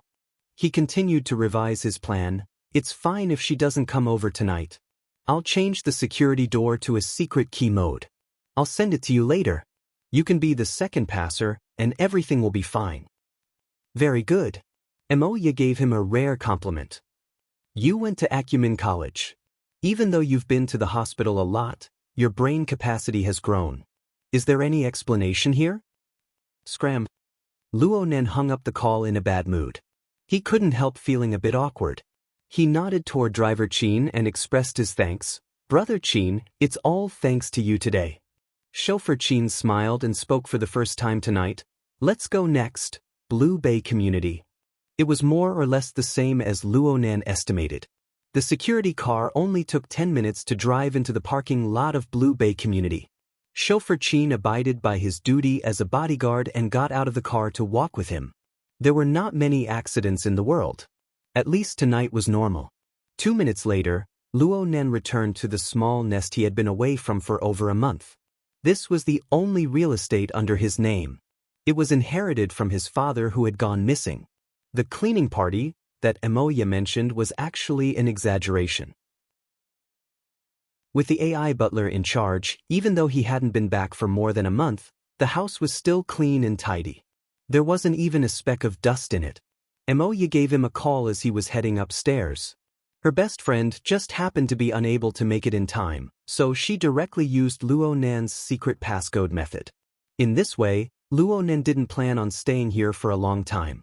He walked straight to the study after entering and took out the 3 most crucial items: the black box on the desk, the portable cooler in the bookcase, and the brown leather notebook hidden in the secret compartment. The Luo Young and 10 years old. Luo of Medicine. By Luo Yi, Luo Qinshin Luan his 10. From Luo Nan of Donglin of Luo sect from Luo Nan. Luo Nan at 10 years old. Young and young even. From Nan Nan of the education. From his. From Mi Hichin Yang the young. Emoya's financial support was one of the most important reasons why he was able to persevere for 5 years. Emoya was right. He owed too many favors. But today's matter could not be considered a favor. Between siblings, who didn't need favors? Luo Nan felt disturbed. The most fundamental problem was that he was getting further and further away from a normal family life. Luo Nan sighed and laughed. He wanted to pick up the 2 boxes, but chauffeur Qin rushed ahead to do it for him. He had a strong physique. Carrying the 2 boxes was like picking up 2 stalks of rice straw. Thank you, brother Qin. Luo Nan was a bit embarrassed. He had tried to snatch them away twice, so he could only let him. He held the most important brown leather notebook in his hand and placed it next to his own notebook. He looked around the room and covered it with his mental senses. After making sure that he did not miss anything, the 2 went downstairs. They didn't forget to set the door to the passcode mode and sent the electronic passcode to Emoya. Sending the passcode wasn't troublesome. It was done in a matter of minutes. They entered the elevator just in time. Luo Nan let out a long sigh. One matter was finally resolved. No matter what Emoya and her group of friends did, it had nothing to do with him. Chauffeur Qin maintained his silence as the elevator went down. It was a bit awkward to not do anything in this narrow space. Luo Nan flipped through his grandfather's notebook in passing. He looked at the familiar and complex molecular formulas, as well as the neatly scribbled handwriting. He had already crossed the threshold of formatting theory. He had a foundation in the internal refinement technique. His God gear and body gear were coupled and interacted. His soul's strength advanced like a hurricane to an uncontrollable degree. His understanding of his mind and body was far from what it used to be. With these things as a foundation, he would look back at this notebook. Even though it was hard to say that he understood it, the level of thinking, the angle, and the methods were much richer. He could more or less understand his grandfather's train of thought. It seemed that the entire notebook talked about how to use molecular targeting drugs to realize the activation of specific nerve cells, to realize their self-growth and differentiation, to build new or strengthen nerve circuits, to influence the development of the body's organs, and to finally form a self-format. But this notebook was just an experimental record. The relevant theoretical basis was scattered and messy. It was impossible to form a complete system even after many attempts of sorting it out. The most complete theoretical overview was actually just a set of diagrams and words on the title page. Luo Nan flipped to the title page and saw the neat hand-drawn diagram and the scribbled handwriting. The visualization diagram formed by the tetrahedron, inscribed sphere, and circumscribed sphere had already fused into his soul. As for, my heart is a prison, my heart is a furnace. As for the 16 words, my heart is a prison, my heart is a furnace. They were always together with his breathing. He had already reached this step, but Luo Nan was still far from truly understanding formatting theory. He was still unable to ascertain what kind of image and meaning formatting theory, as well as this set of diagrams and words, would have in the eyes of his grandfather, in the eyes of his mother, and in the eyes of that person. However, he suddenly had a thought in his mind. My current method of viewing the world is already very different from that of an ordinary person. Logically speaking, my grandfather and the others should be the same. At the very least, they should be very close. I didn't have this ability before. Perhaps I should look at the notebook from this angle again?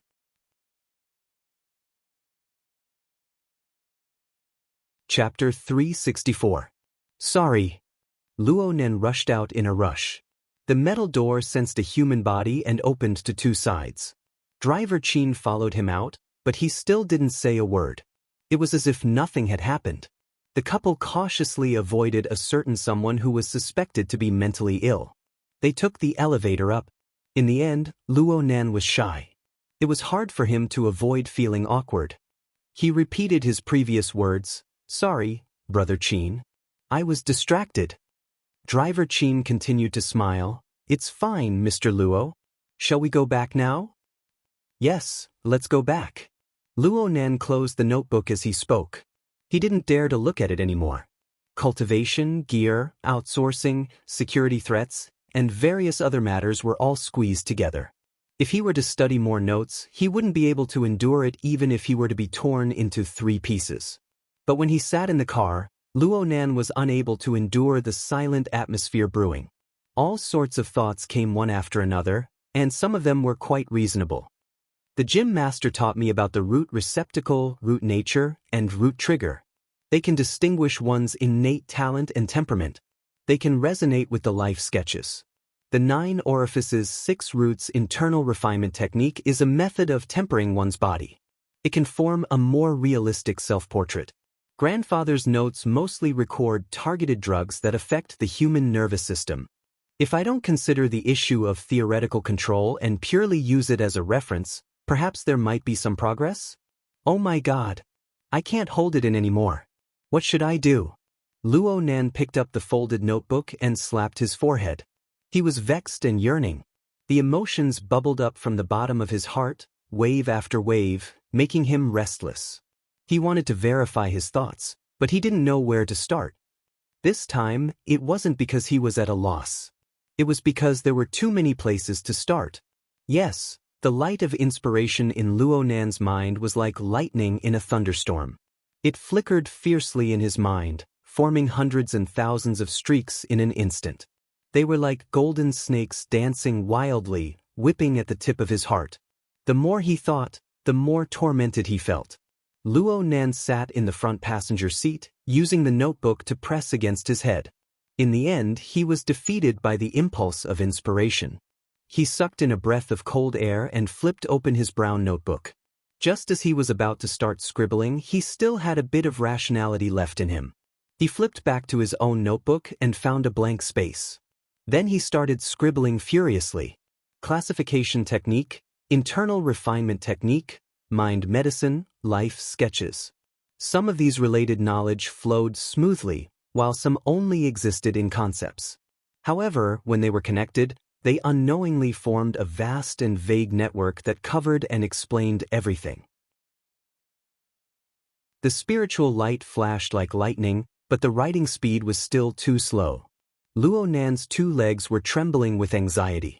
The first line of his handwriting was barely neat. But later on, his handwriting was so messy that it was out of shape. Many of his thoughts were simply replaced by simple symbols. Some were even randomly sketched out due to his emotions. Just like this, Luo Nan quickly filled up 3 pages of paper. His mind suddenly went blank, and the tip of the pen was unable to fall down no matter what.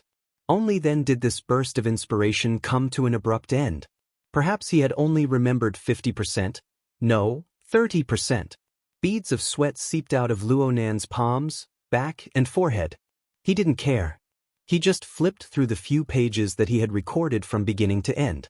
For some things that were too illegible and abstract, he would try to recall, interpret, and then make new notes. He was racing against time and memory. He was competing against the most mysterious and unfathomable of inspirations. He flipped through page after page like this. He made notes and added notes. Soon he filled up 6 or 7 blank pages. It was more than twice the amount he had recorded from the beginning.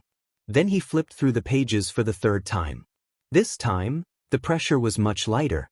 He looked through the full 10 pages once more. The more he read, the more relaxed he became. Very good. He was able to make up for it in time. He confirmed that more than 50% of his thoughts had left behind traces. There were some that were more detailed. Luo Nan's wristband vibrated. At first, Luo Nan simply ignored it. Then Driver Chin coughed lightly to remind him. He shot a glance, and his scalp tightened. Where are you? What time is it? Why aren't you home yet?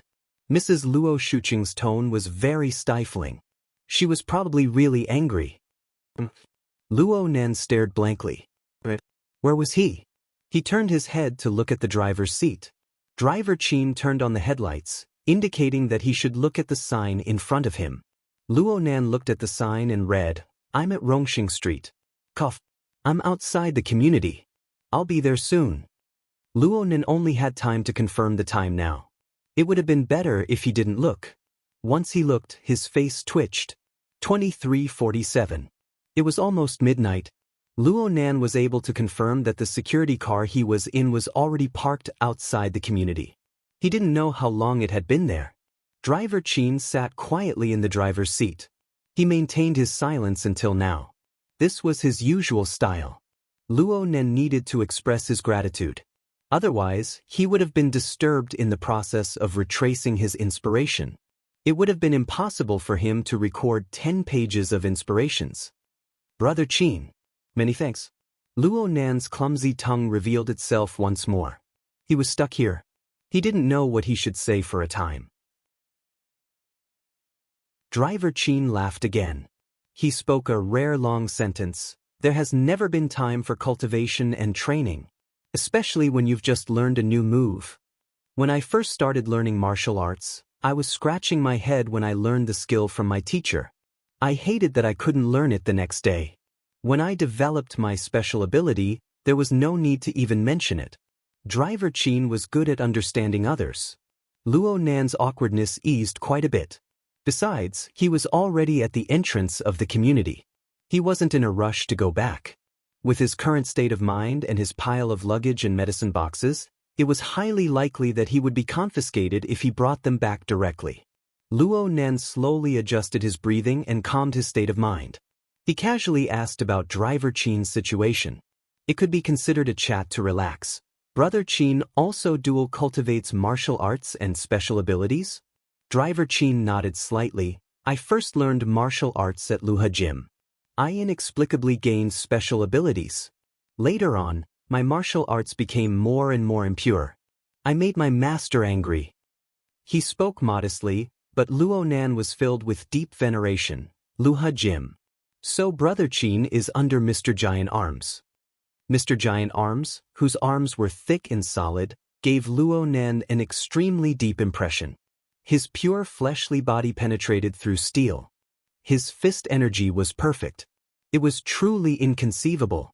Luo Nan only found out later on that Mr. Giant Arms was a powerhouse in the top 10 of Xia City in terms of fleshly body strength. He was top-notch even in the B rank. Driver Chin held Mr. Giant Arms in high esteem. Mr. Giant Arms is a pure refinement of his fleshly body. His martial arts are pure beyond pure. Not to mention that I have a special ability that distracts my mind. Even my temperament is a bit flat. I'm not really suited for Mr. Giant Arms. I can only learn a little bit of it. Can't special abilities and martial arts mutually promote each other? Driver Chin laughed. My special ability leans heavily toward defense. Mr. Giant Arms pays the most attention to instantaneous explosive power. In the end, there are irreconcilable areas between the two. Luo Nan grunted. He subconsciously sized up Driver Chin a few times, but he forgot that his mind was currently excited. His soul strength was especially active. He subconsciously clairvoyantly. In an instant, Driver Chin's form seemed to fade away. A group of simple stars were arranged within. They were connected to each other, forming a peculiar image. This was a life sketch. Oh, there was more.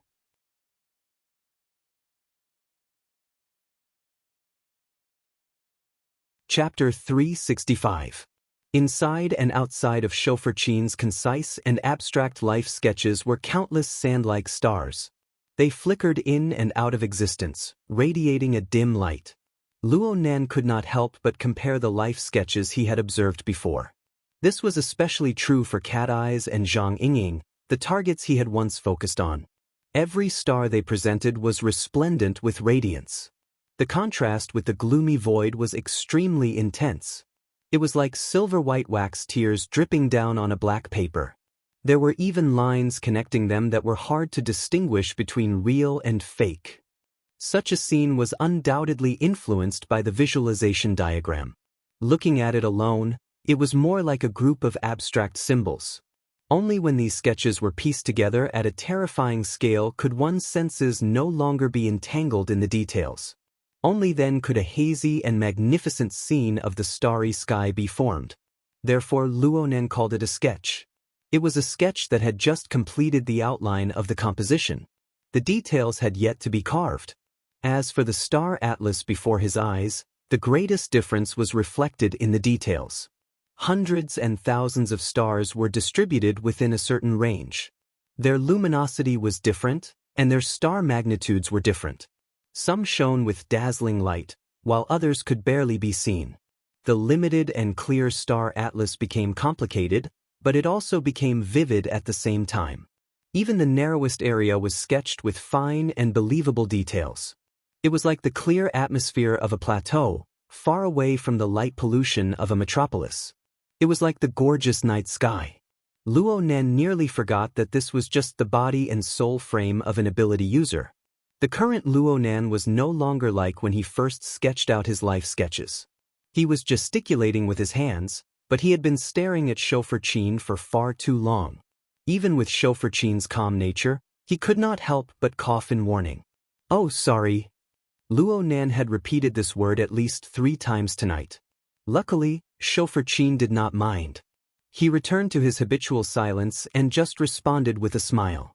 Luonan could not understand why his clairvoyance and depiction of his life sketches suddenly had so many details.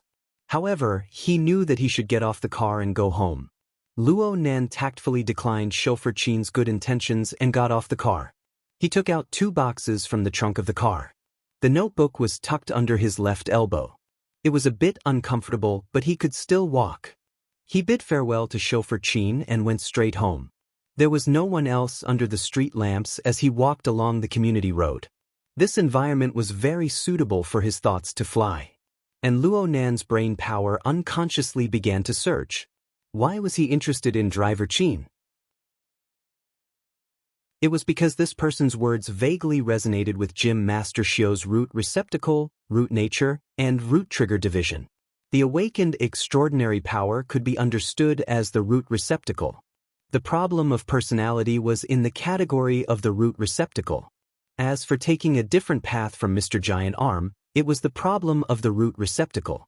That was the principle. According to Jim Master Shio's teachings, one had to find the corresponding starting point. When he was listening to the lecture, his sense of direction was still very vague. However, after a round of inspiration on the road and the observation of Driver Chin, the situation changed subtly. Luonan suppressed the urge to turn around and look for her. He regulated his breathing and let his feverish brain cool down a bit.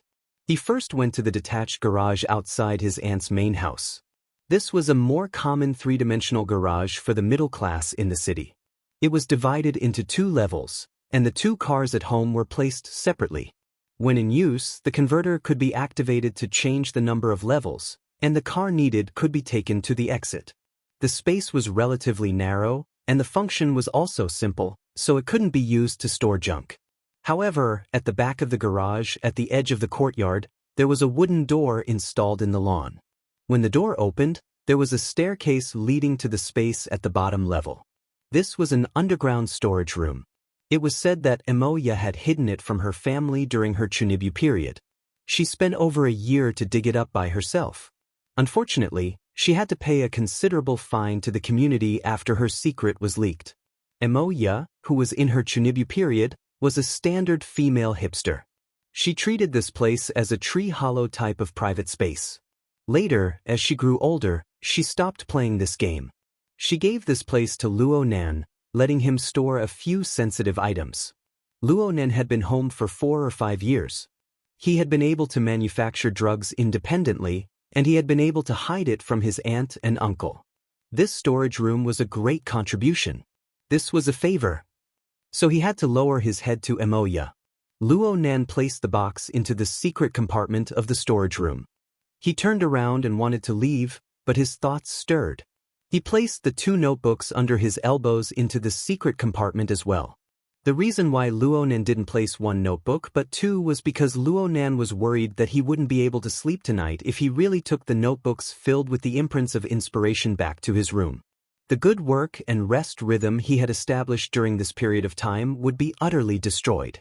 It wasn't easy to make this decision. Luo Nan looked back 3 times with every step he took. Only when he reached the surface and closed the trapdoor did he let out a long sigh of relief. He walked back into the room and welcomed his aunt's reprimand. Though variables occurred one after another, and he would be reprimanded when he returned home, Luo Nan had a rather fulfilling night. He hardened his heart and placed the notebooks in the underground storage room. It had some effects. It helped Luo Nan strictly follow the requirements of the meridian arts set down by Gym Master Xiao. He raised and lowered his energy and blood, burned and refined his essence before going to sleep. This continued until his internal organs, limbs, and bones were parallel inside and out. Layer by layer, they operated and transformed in harmony with his 9 orifices and 6 roots. As a result, the amount of homework he did this night was several times more than when he only cultivated the eye's orifice. A large chunk of time was cut out just like that. It was already 4 in the morning by the time he awoke from his meditative state. Morning classes were about to begin. If this situation continued in the future, he probably wouldn't need to sleep. Luo Nan smacked his lips. The feeling of opening a new orifice was still clear. Right now, his mouth and tongue were producing saliva. It was sweet and cool. It was completely different from the dry, astringent, and smelly taste he usually had in the morning. Naturally, he swallowed the saliva. There was still an unending stream of it. Moving his lips and tongue made things a lot more convenient. Unfortunately, his mouth wasn't as clumsy as it was in the past. In the end, it was due to his mentality and personality. It was a waste of this newly developed talent. He experienced this small change in his mouth and tongue when he first learned it last night. Right now, it could only be said that he didn't need to rinse his mouth. It wasn't too much of a surprise. Luo Nan was still looking forward to the truly wonderful part. Today was Saturday, November 3, 2096. It was the designated time for Luo Nan to go into closed-door cultivation. Perhaps this was compensation. These days were the SCA's routine statistics period at the beginning of the month. His uncle was a high-ranking employee, a technical expert, and needed to be present to supervise. His aunt was a senior HR employee of a large company. She just happened to run into a new department hiring. She saw the high overtime pay, so she didn't have time to stay home. She just so happened to give Luo Nan a stress-free, interference-free environment. Luo Nan returned from his morning practice and was in a great mood after learning this news. His appetite seemed to have grown quite a bit. But he was still far too naive. Mo Peng, who was supposed to be sleeping in as he usually did on the weekends, came scampering downstairs at 7 o'clock. His round and fat body brought along an ominous wind.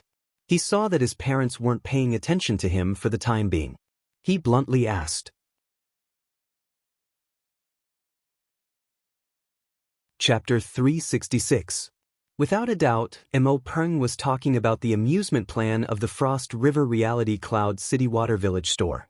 This scoundrel was unable to move the moment he heard about virtual reality games. Not to mention the support of beautiful women.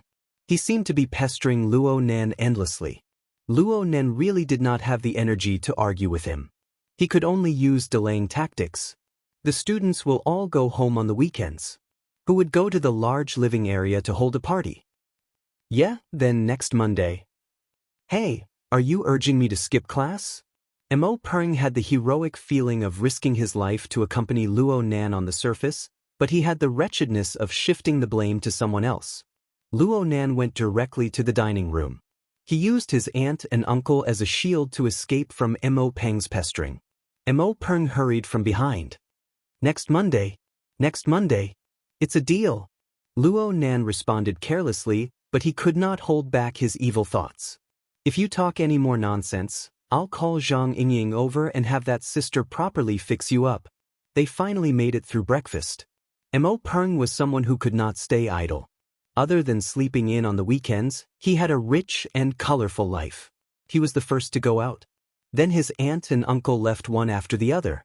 Of course, his aunt could not avoid giving him instructions. She even set up the operating mode of the AI housekeeper. It made Luo Nen feel that he was infinitely close to being a mama's baby. Who said this? Damn, it was that bastard Mo Peng. Were those two siblings sent by the heavens to torment me? Luo Nen rolled his eyes. He tidied up the bowls and chopsticks, patiently cleaning the dining room and the kitchen. During this time, the so-called native species gene and ecological maintenance business began a new day of docking. Peony led Inc. and met up with Trigate Securities operation team. They began another on-site meeting. Today, their plan was to study the Forest Wall District. Tomorrow, they would study the River Wu District. If everything went smoothly, Luo Nan could slack off for the next 2 days. He could spare some time and energy to ponder and verify his latest findings. I'm finally on the right track. Luo Nan let out a long sigh.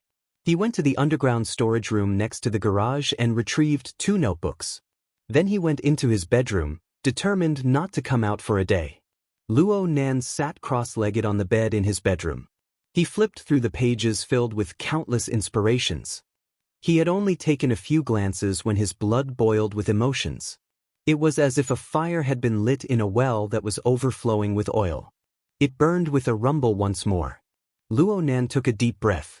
He knew that it would be very hard for him to truly sink his heart into contemplation if he didn't control his emotions.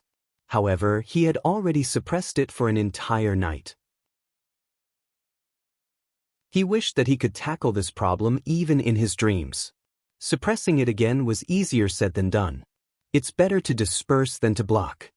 Luo Nen muttered a few words, and his mouth cracked open. His surging soul strength was like a flood from a broken dam, flowing in all directions within his blossoming smile. The sky outside the house was clear and bright, but when the image was projected into the Heart Lake, it instantly turned gloomy and dark. The hazy starry sky unfolded in Luo Nan's heart, covering an area of several dozen square kilometers. The life sketches of the thousands of households in the community and the tens of thousands of living beings were reflected one by one. As the living starry sky appeared, the suppressed heart fires spread throughout the starry sky. Soon, the heat dissipated, leaving only a little life fluctuation that resonated with the stars in the sky. Luo Nan's mind unconsciously became clear and transparent. He was in the clearest state. He was not in a meditative state, but he seemed to be in a meditative state.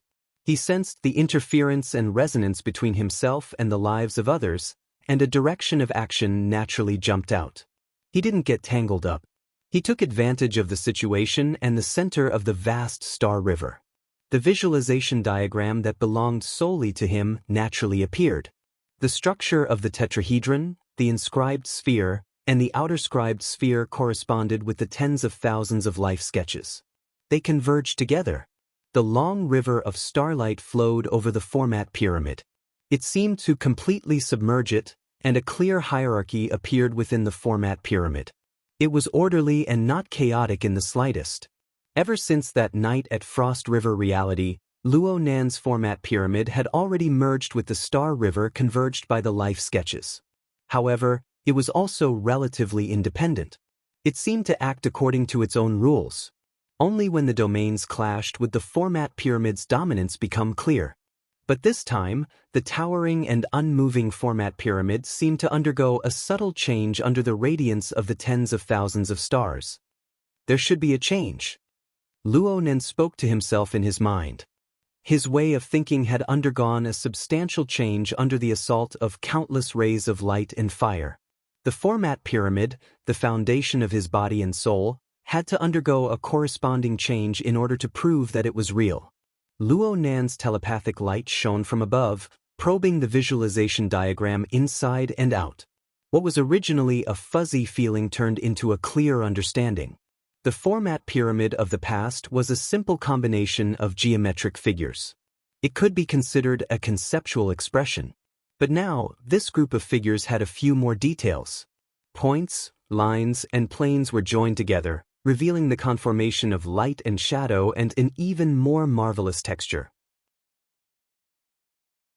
Similar details continued to increase, so much so that the concise conceptual diagram was a bit unsuitable. After all, a concept was a concept. The corresponding idealized diagram was far too rigid. Luo Nan's thoughts stirred, and the visualization diagram, which was stuffed with rich details, was like a sandcastle piled up by the seashore. It collapsed in such a manner, scattering countless streams of silver-white light into the void. Holy crap! Luo Nan's mind instinctively tightened. But before his nervous emotions could surge, his clairvoyance mind was filled with thousands of stars of varying brightness and darkness. That's right. The conceptual combination of points, lines, and planes suddenly transformed into thousands of stars. They were arranged and spread out, transforming into a group of resplendent constellations. They mutually referred to their corresponding structures. Looking at them as a whole, there were still traces of the rules of a tetrahedron, an inscribed sphere, and an outerscribed sphere. Luo Nan stared blankly for a moment. His visualization diagram changed from a conceptual geometric figure to a more substantial star arrangement and constellation structure. Wasn't this a life sketch? This sort of situation was very similar to the situation when he used clairvoyance with Driver Chin yesterday. Luo Nan wanted to bite his finger. His mind was filled with confusion, absent-mindedness, and excitement. The construction of his self-created life sketch had completely blasted apart the barrier of laws between the format pyramid and the living starry sky. It was like an exquisite mathematical transformation. The two unrelated domains were drawn under the same rule, expanding and enriching its contents a step further. Countless details that could be researched were added. From this point of view, his attempts had just begun, but he had already made an exciting breakthrough. But on the other hand, the dissimilation and decomposition of his visualization diagram had accompanied him for many years. The impact was real, so much so that he had to mentally prepare himself. Well, for example, the constellations in the sky. They were never diagrams of light connected to lines. Instead, they were the outlines of the human imagination. They were the reflections of a specific culture. They were the products of a high degree of representation. Perhaps this reasoning could be applied to the format pyramid? Luo Nan was suddenly stupefied. A certain question emerged from nothing, invading his thoughts. Was the object of his grandfather's formatting theory research back in the day an abstract concept? Or was it a concrete phenomenon? He chose the latter. It was impossible for purely abstract and generalized symbols to develop rich connotations without concrete and detailed phenomena to support them. Even if they did, it would be a dreamlike fantasy. In other words, Luo Nan picked up the brown notebook in his hand and flipped to the title page. He stared directly at the concise lines of the diagram, but what appeared before his eyes was clearly the deep and vast starry sky.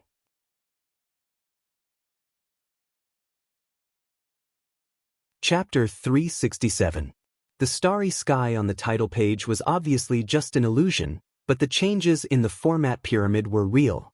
Luo Nan couldn't sit still on the bed. He got up and circled around the bed.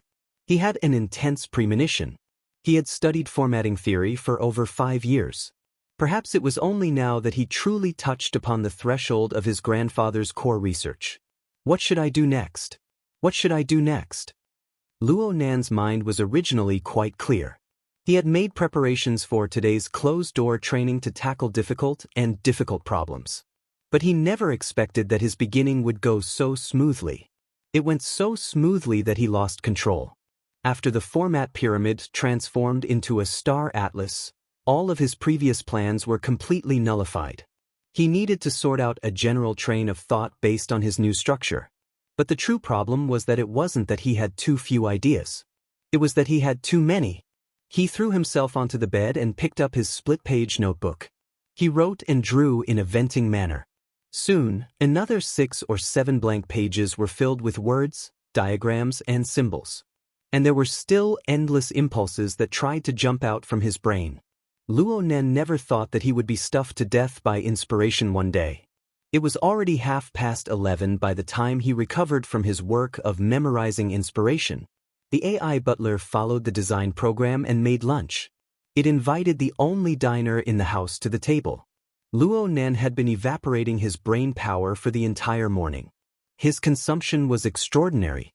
His instincts began to alarm him. He simply picked up his notebook and went downstairs. He was prepared to continue pondering and writing during his meal. He would not waste time. Luo Nan absentmindedly ate a few mouthfuls of food, but he wrote and drew half a page of words and symbols. He didn't feel that there was anything wrong with this. He could even continue doing this at the dining table. Another preset reminder came at this time. It's time for the afternoon class. Sweat it out, young man. The hexa-ear vibrated. Shui Lei's thick voice was mixed with stifled laughter. It was exceptionally comical. This was a reminder he had recorded a few days ago when he had nothing better to do. It was specifically set up to control his work and rest time. Gym Master Xiu's teachings were intrinsically very rigorous. He paid the most attention to habits and tempo. He believed that good cultivation habits and efficient tempo were the foundation for achieving martial accomplishments. This was especially true after Luo Nan achieved success in the heart lantern of the eye's orifice. The demands on his side were even higher. Aside from unavoidable circumstances or extremely special circumstances, Luo Nan's morning classes, evening classes, and afternoon classes were all unshakable. Luo Nan couldn't be lazy. Shui Lei was a good friend, and at the same time, he was the most serious and inflexible supervisor. After over a dozen days of strict control, Luo Nan had already formed an initial cultivation rhythm under the external supervision and internal urging. And because of the true feedback from the internal refinement technique, he would be a bit unaccustomed to messing up his rhythm. Luo Nan looked at his watch and struggled a few times in his mind. In the end, he closed his eyes and pushed his notebook to the side. He sped up his eating speed. The benefits of coming in contact with the mouth and tongue acupoint yesterday were also evident. His digestive tract's ability to decompose water grains and transform essence qi had improved significantly. Luo Nan vaguely felt that what he was eating wasn't a tasteless, nutritious meal. Instead, it was strands of essence energy that seeped into his body. The essence energy endlessly circulated throughout his body as he ate, making up for his lack of energy. The progress is excellent, and the vital energy in the 5 viscera is stable. There's no obvious imbalance. According to Gym Master Xiu's words, the root receptacle is thick and the foundation is firm. It's enough to bear. This? Luo Nan suddenly realized something. He nearly stabbed his chopsticks into his nostrils as he subconsciously ate his food. He couldn't care less about his sorry state. His mind spun. The progress of the body gear is under Gym Master Xiu's control. Although it's still weaker than the God gear, it's solid with every step. The so-called body is like a mountain, densely planted with thick soil. It's not bad at all. In comparison, the God gear driven by formatting theory is advancing like a hurricane. The growth is out of control, and it's already quite troublesome. If I were to be urged by a flash of inspiration and erupt a second time, would I still want this little life of mine? Luo Nan's back was drenched in sweat when he thought of this. He flipped through his notebook once more, and he immediately crossed out all the radical and bold plans.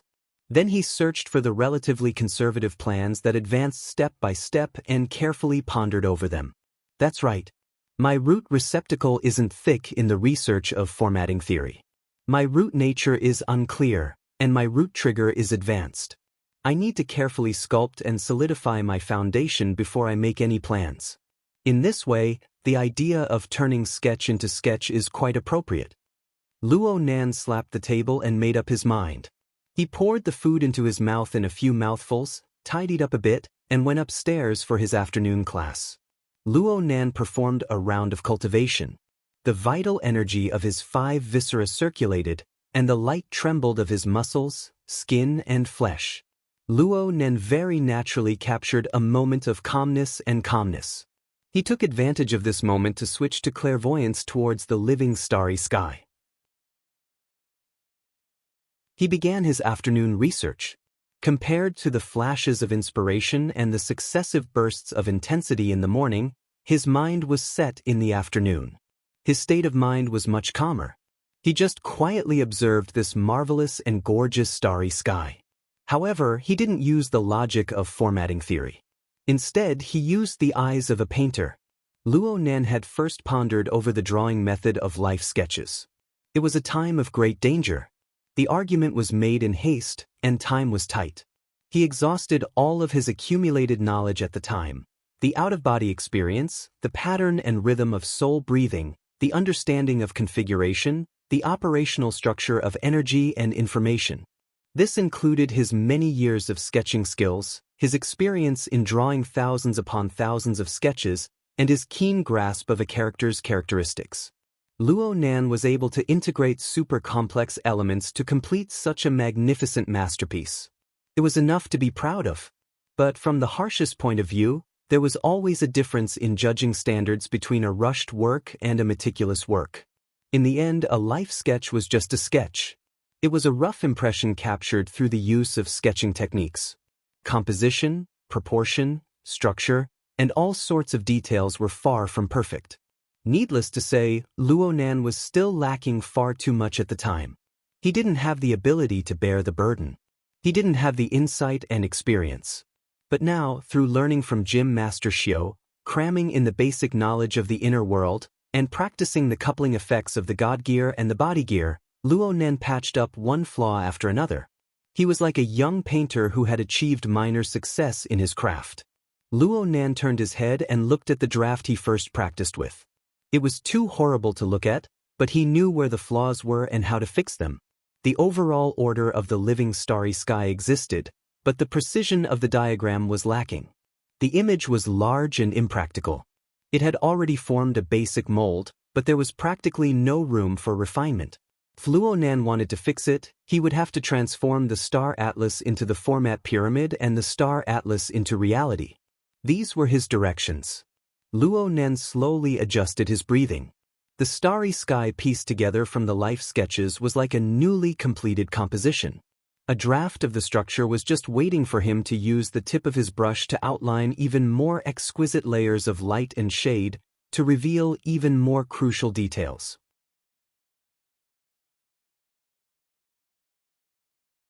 Chapter 368. Luo Nan decided on a preliminary direction, but he wasn't in a hurry to get started. Just like a qualified painter, Luo Nan would never hastily put his brush to work. What he faced was not a blank piece of paper, but a deep and complex starry sky. He flipped through the split-page notebook in his hand, found a blank page, and wrote solemnly with a pen, "The first rule begins with me. Push yourself to others." Looking at the current situation, the easiest and smoothest choice to correct the life sketch was external clairvoyance. Driver Qin was a good example. At that level, the answer was already laid out before his eyes. But Luo Nan was fully aware that this was not enough. Without the link of self-reference, it would be hard to estimate what kind of flaws would exist in the work. The first version of the life sketch was limited by Luo Nan's level of understanding at the time. It practically lost the space for further refinement. Luo Nan needed to take this as a warning. But it must be known that self-reflection had always been a difficult part of cultivation. It was said that the most important thing was to know oneself. Gym Master Xiao had emphasized this last night with similar words, and Luo Nan had said early on that he wasn't good at self-portraits. These were not words of modesty.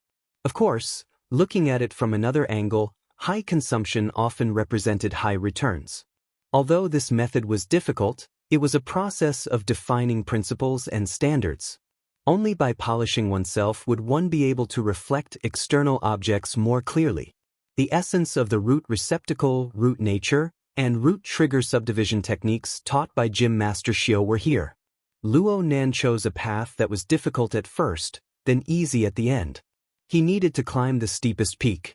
Only in this way could he solidify his foundation and avoid the fatal danger of formatting theory's uncontrollable growth. Luo Nan paused for a moment, then wrote another line. The second rule: observation comes first. Multidimensional reproduction. Luo Nan used his drawing techniques to take a picture of the living starry sky. Whether it was sketching or sketching, neither was a skill that relied on imagination. He needed to have a real object of observation. There was nothing much to say. Luo Nan's object of observation was himself. This was not a simple drawing in a mirror. Instead, he needed to probe the frame of body and soul. He needed to take the form and the soul, and he needed to correspond with the form of the star atlas. Most of the various elements involved the mental plane. Thoughts were chaotic, and it was easier said than done to seek them. Perhaps he could only use the God wheel, body wheel, visualization diagram, root receptacle, root nature, root trigger, and other levels of reference to find the greatest common divisor. This would undoubtedly increase Luo Nan's workload. But since he had already given up the easy and chosen the most dangerous path, he didn't mind adding a few more burdens. Luo Nan had some thoughts in his mind after he finished writing these 2 lines. They seemed to be clear, but they weren't. It was hard for them to be fully expressed. He subconsciously twirled his pen, and his other hand lifted up the slightly yellow pages that were smeared with sweat. Luo Nan's gaze streaked across the pages of the notebook one by one. He once again swept his eyes over the dozen or so records of inspiration that contained an enormous amount of information. A moment later, he casually flipped through his previous handwriting. This included a limited number of paintings on paper. If he didn't include the records of his inspirations, although his notebook was thick, there weren't many meaningful things in it. Among them, the most valuable should be the 2 psychic diagrams. The other one was slightly smaller. It was the outline of the wraith sign that he had drawn at school. It was more abstract. As for the other one, even though it had been painted into a mess by the glitter pen, the overall structure and the relevant details were much more specific, but there were also rich symbolic meanings. Yes, that was the prison sketch. It was the diagram that Luo Nan drew when he was imprisoned in the confinement room on ship Lanshan under the catalysis of inspiration. He comprehended the profoundness of "my heart's a prison" from this, truly obtaining extraordinary power. My heart's a prison? Luo Nan's mind suddenly stirred, and his dark thoughts suddenly brightened. Since he was going to revise it, how could he skip over these important points? He immediately moved his pen, forming words on the previous page. 3rd principle, concreteness. Crucial links. The 3 principles on the paper were arranged in order, and the scope of their expressions shrunk one by one. By the time he reached the 3rd principle, he had touched upon the substantive level. He could begin to work on it. My heart's a prison had a special role in Luo Nan's formatting theory research process. If Luo Nan really wanted to make a move, choosing this node was quite suitable. After experiencing the impact and sharpening of many events, Luo Nan now had a relatively clear concept in his heart. My heart's a prison, including formatting theory itself, was essentially the materialization of some sort of compelling rule.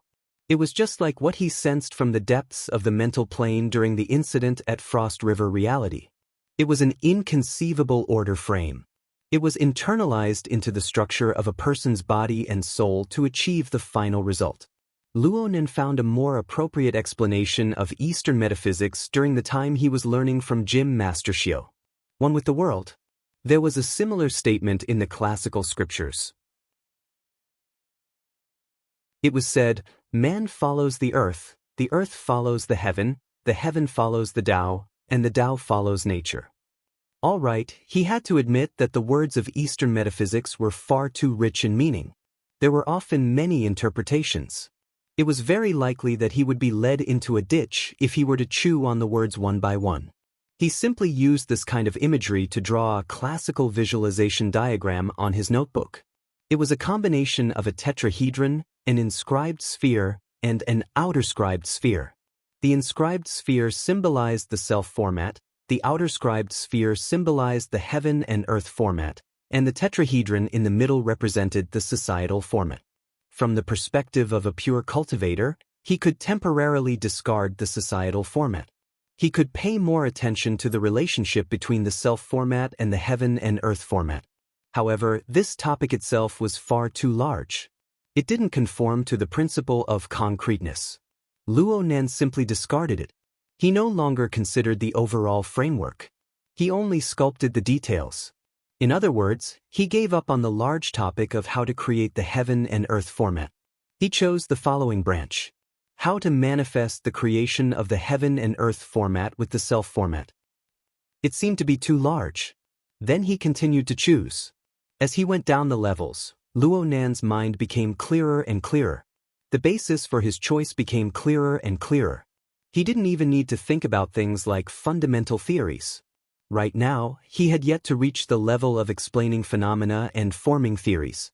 Discovering problems, observing phenomena, collecting data, and then summarizing basic logic was everything he could do for now and for a period of time to come.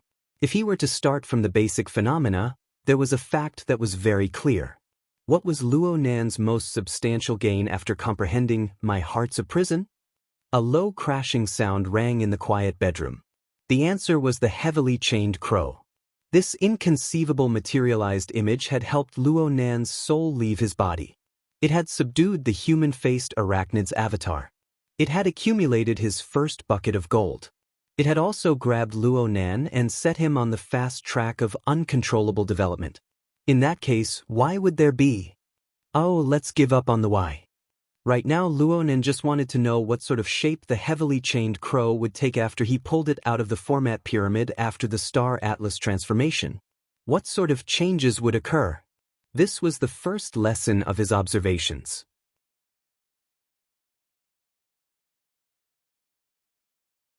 Chapter 369. The trembling of the chains spread out on the mental plane, continuing without end. But Luo Nan waited and waited, and the familiar dark chains remained hidden in the core of the living starry sky. Fragments of structure flickered faintly, but Luo Nan was unable to see its concrete form. It can't be that after the star atlas transformation, all my previous achievements have been reset to zero, right? It was hard for Luo Nan's imagination to run wild when he encountered an unexpected situation. He attempted to enter a deeper level of clairvoyance within the format pyramid star atlas, but just as his thoughts stirred, some structures seemed to melt away in the outermost region of the format pyramid. It's the circumscribed circle. The blurry spherical silhouette representing the heaven and earth format was like an inflating bubble. It rapidly expanded until it reached its limit, and then it shattered. The stars flickered as it transformed into the vaster depths of the starry sky. Luo Nan did not know what this phenomenon represented. At the very least, his frame of body and soul, his god gear, and his body gear did not show any adverse reactions. Before his thoughts settled, another layer of structure melted away. It was the tetrahedron representing the social format. The situation was similar to that of the circumscribed circle. The corresponding stars shifted and spread, silently merging into the living starry sky. The two outer layers of structure peeled away and melted away, forming two waves of dazzling fireworks in the living starry sky. They dazzled the eyes for a moment, but they disappeared without a trace in the blink of an eye. Luo Nan's scalp went numb. If the self-format did this again, his frame of body and soul might not be able to hold on, and his mental defenses might collapse first. What he feared had come. The only remaining spherical star atlas silhouette in the core region was like a deformed heart amidst Luo Nan's turbulent state of mind. It suddenly expanded and contracted along with Luo Nan's breathing and heartbeat. Then it expanded and contracted again. Luo Nan's attention was practically drawn to this peculiar movement pattern after 5 or 6 consecutive rounds of expansion and contraction. But it was only practically. Luo Nan paid attention to the outline of the self-format from beginning to end. He watched helplessly as it expanded and contracted, beginning to expand inconceivably in this pattern. After a few rounds of expansion and contraction, the spherical star atlas had already expanded 3 to 4 times its original size. But its density did not decrease because of the expansion. On the contrary, more and more stars appeared at the very core, gradually forming a dense cluster of stars like a silver sphere. At this point, the format of the tetrahedron, the inscribed circle, and the circumscribed sphere had already become history. Only this brilliant cluster of stars remained. It was like the core of a galaxy formed from billions of stars in the true universe. It sat at the very center of the living starry sky. It's good that it didn't collapse. Luo Nan sought joy in the midst of bitterness. He was just about to go and observe these changes in greater detail when the sound of chains, which he had nearly forgotten, rang out once more from the depths of the brilliant and splendid constellation. It carried a special rhythm that covered every corner of his range of perception. At the same time, an invisible and boundless power accompanied it, spreading throughout the starry sky, distorting the darkness in all directions. The stars in the sky and the millions of life sketches circled around it. Luo Nan was able to clearly sense some sort of obscure law using this incorporeal yet boundless power as a carrier. It was laid out layer by layer, invading practically every single life sketch.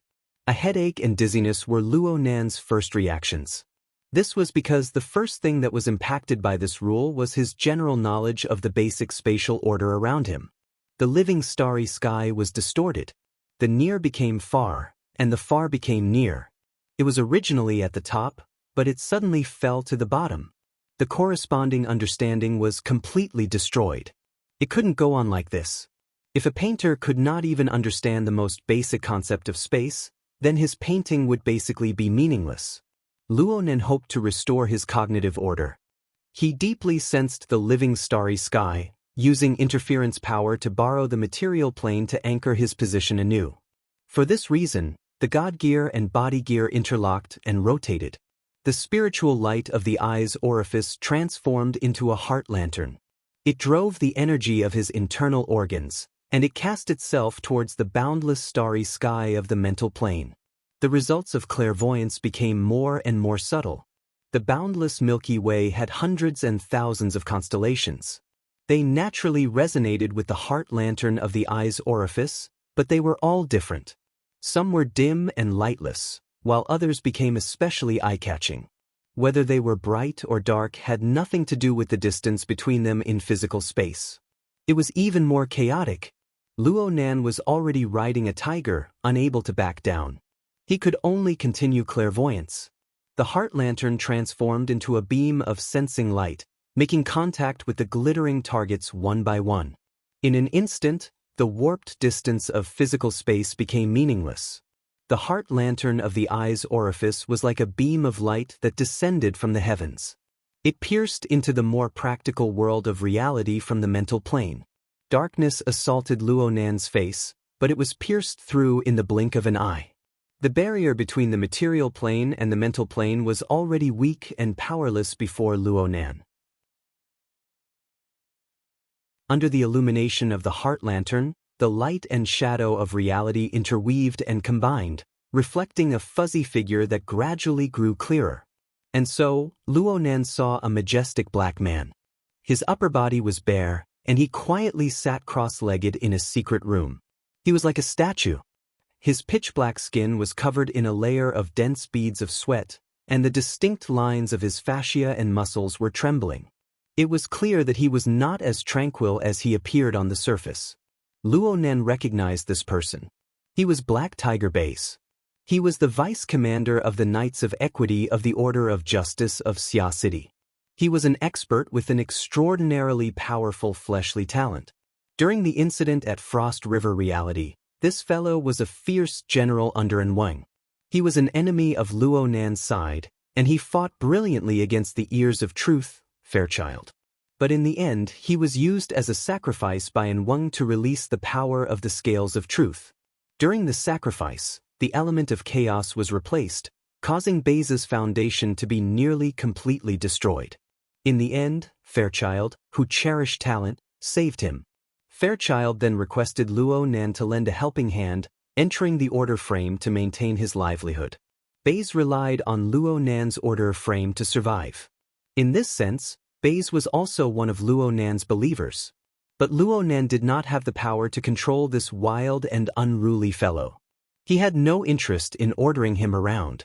Many times he nearly forgot about Baize. Luo Nan never expected that his subconscious clairvoyance would select this person. With Luo Nan's current eyesight and knowledge, coupled with the close relationship between the two, the heart lantern of the eye's orifice descended upon Baize's most essential location. His muscles and bones were strong, but his internal organs were weak. His vital energy was scattered. His human frame had collapsed. Only by following the order frame bestowed upon him could he survive. Baze was still in the recovery period. Even though Luo Nan had given him the support of the order frame, Luo Nan only understood half of it at the time. There were many areas where the information was fuzzy. The relevant adjustments and adaptations were a large project. Luo Nan could feel Baze's hardships and impatience, but there was even more tenacity and callousness. Perhaps Baze had paid attention to the heart lantern of the eye's orifice for too long, but Baze seemed to sense something. His eyelids trembled slightly, and he immediately opened them. Luo Nan could see that Baze's thick lips were slightly curled up. There was a bit of ridicule in his eyes, but it was unknown which side he was referring to. In the next moment, Baze raised his arms and raised his head. He assumed a strange pious posture, as if he wanted to embrace the holiness of the void.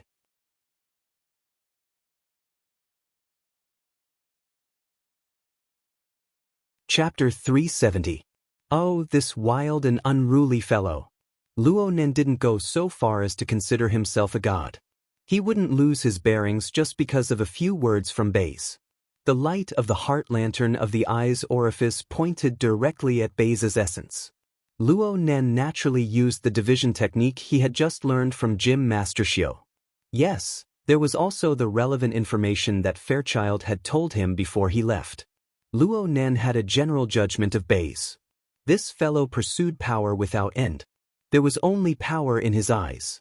He didn't care about being restricted at all, especially when it came to the so-called gods, doctrines, and other illusory matters. The root receptacle could be remolded. The root nature could be controlled. The root trigger was appropriate. It seemed like it could be done. What Luo Nan lacked the most right now was observation and verification. His thoughts spun in a circle, and the beam of light from the heart lantern of the eye's orifice dropped down, piercing between Baze's eyebrows. It was at this moment that Luo Nan realized with horror that the sound of chains under the living starry sky grew clearer.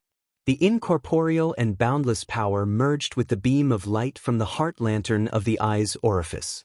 It ignored the distance between space and itself as it pierced into Baze's body.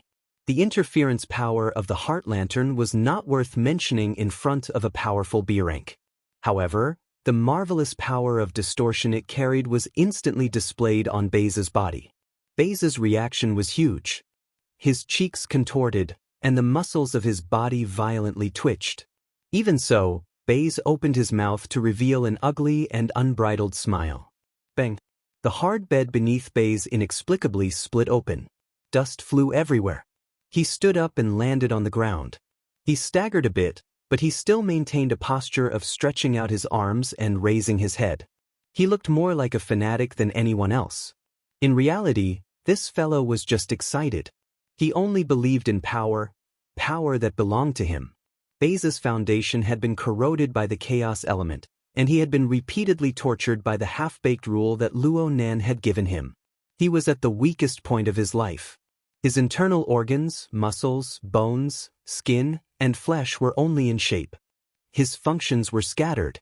But under the illumination of the heart lantern of the eye's orifice, the marvelous power of distortion of the living starry sky poured in. The power of distortion represented some sort of hidden and powerful rule of order. Baze didn't lack anything. He just lacked a power of order that could integrate the functions of his chaotic body. So he celebrated the internalization of the rule. The rule itself was a set of chains and fences that were difficult to break free from. As long as there was power, anything was possible. To others, this sort of order and rules was a prison, but to Baze, it was the toughest backbone. It was the foundation and guarantee that he could achieve his goals.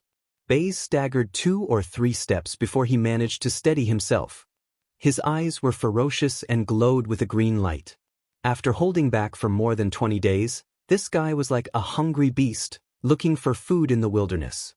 His hunting ground was the big city outside. In the next moment, the iron door of the quiet room, along with the door frame, was kicked off the wall and flipped over. The members of the Order of Justice, who were responsible for taking care of him and monitoring him in passing, were all dumbstruck. Baze strode forward and raised his hands high at the same time. He shouted at the ceiling, or at the higher realms, in a pious and crazed manner. "Praise you!" Evidently, he was quite satisfied with the formless yet powerful rules of order.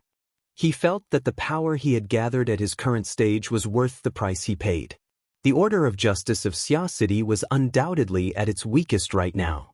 After Baze reconstructed the frame of his soul, he recovered most of his strength to its peak state. Even First Ablatum Zheng Xiao, who was temporarily in charge of the Order of Justice, didn't have the guts to stop him. He could only let Baze swagger away. It seemed like he had done something wrong. Luo Nan watched Baze laugh loudly as he walked out. He felt an inexplicable sense of guilt. He shook his head, leaving a portion of his mind as a precaution. Then he continued his journey of clairvoyance with the heart's lantern. In the end, a weirdo like Baze was just an exception. The sky gradually darkened, and the night world of Xia City was rapidly recovering its vitality. In a dimly lit alleyway, a drunk woman was yelling in a language that no one could understand. She tore off her denim jacket and covered her forehead with it. She tried to block the invisible beam of light, to block the binding that came at the same time that terrified her even more. Of course, everything was futile. The drunk woman cursed loudly. She poured the remaining alcohol in the bottle onto her head. The alcohol flowed down her hair and dripped onto her tender shoulders, soaking her sexy, tight-fitting chest. This sort of action was unable to sober her up. The drunk woman staggered out of the alleyway, but she ran into a few mischievous hoodlums. In the next moment, the empty bottle of alcohol exploded on the heads of this group of blind fools. Luo Nan smiled wryly, and the heart's lantern spun once more. This time, the heart's lantern moved over 100 kilometers away. It was already outside the main city district of Xia City. The beam of light from the heart's lantern descended, and the specter that was shuttling through the void suddenly came to a stop. The heavily chained crow that was pulled out from the depths of the mental plane collapsed, but the incorporeal binding and pressure that followed caused the specter to instinctively tremble all the more. For a time, it didn't budge no matter how the person in charge of grazing urged it. The heart's lantern illuminated them one by one, and Luo Nan saw ink let out a coarse squawk. It ignored the restlessness of its own kind and the curses of the residents. It flew up and circled in the night sky. Luo Nan also saw Xie Junping, who was at a certain religious site. He raised his head to look all around, but he was at a loss. There was also another person. Her slender body lay quietly on a sickbed. Her eyelids moved slightly, but she never opened them. Correspondingly, a lone star that had been hidden for a long time streaked across the living starry sky. It circled half a circle before fading away once more. Everything returned to tranquility. Luo Nan looked around, and the glow of the heart's lantern grew brighter. It reflected into his heart, causing Luo Nan to suddenly come to a realization. The living starry sky was warping, but he was actually quite familiar with the order that appeared within the warping. He was even more familiar with it than the multiple explanations of the spatial order of modern physics. He lowered his head to look at the notebook in his hand. There was the classic visualization diagram that he had just drawn. Of course, there was also the title page of his grandfather's notebook, the general outline of formatting theory. The structure of a tetrahedron, inscribed sphere, and circumscribed sphere. If it weren't for this intuitive and concise diagram structure and the corresponding theory as a prerequisite, Luo Nan would probably have been lost within the bizarre laws of the living starry sky. But now he was very clear that the warping of the living starry sky was not some new toy. Instead, it was with him as the core. It was driven by him, warped by him, and divided into levels. The distance of the millions upon millions of life sketches was not calculated based on spatial distance. Instead, it was calculated based on their usefulness to him. They formed many levels, and they could be named student, employee, pilot, clergyman, politician.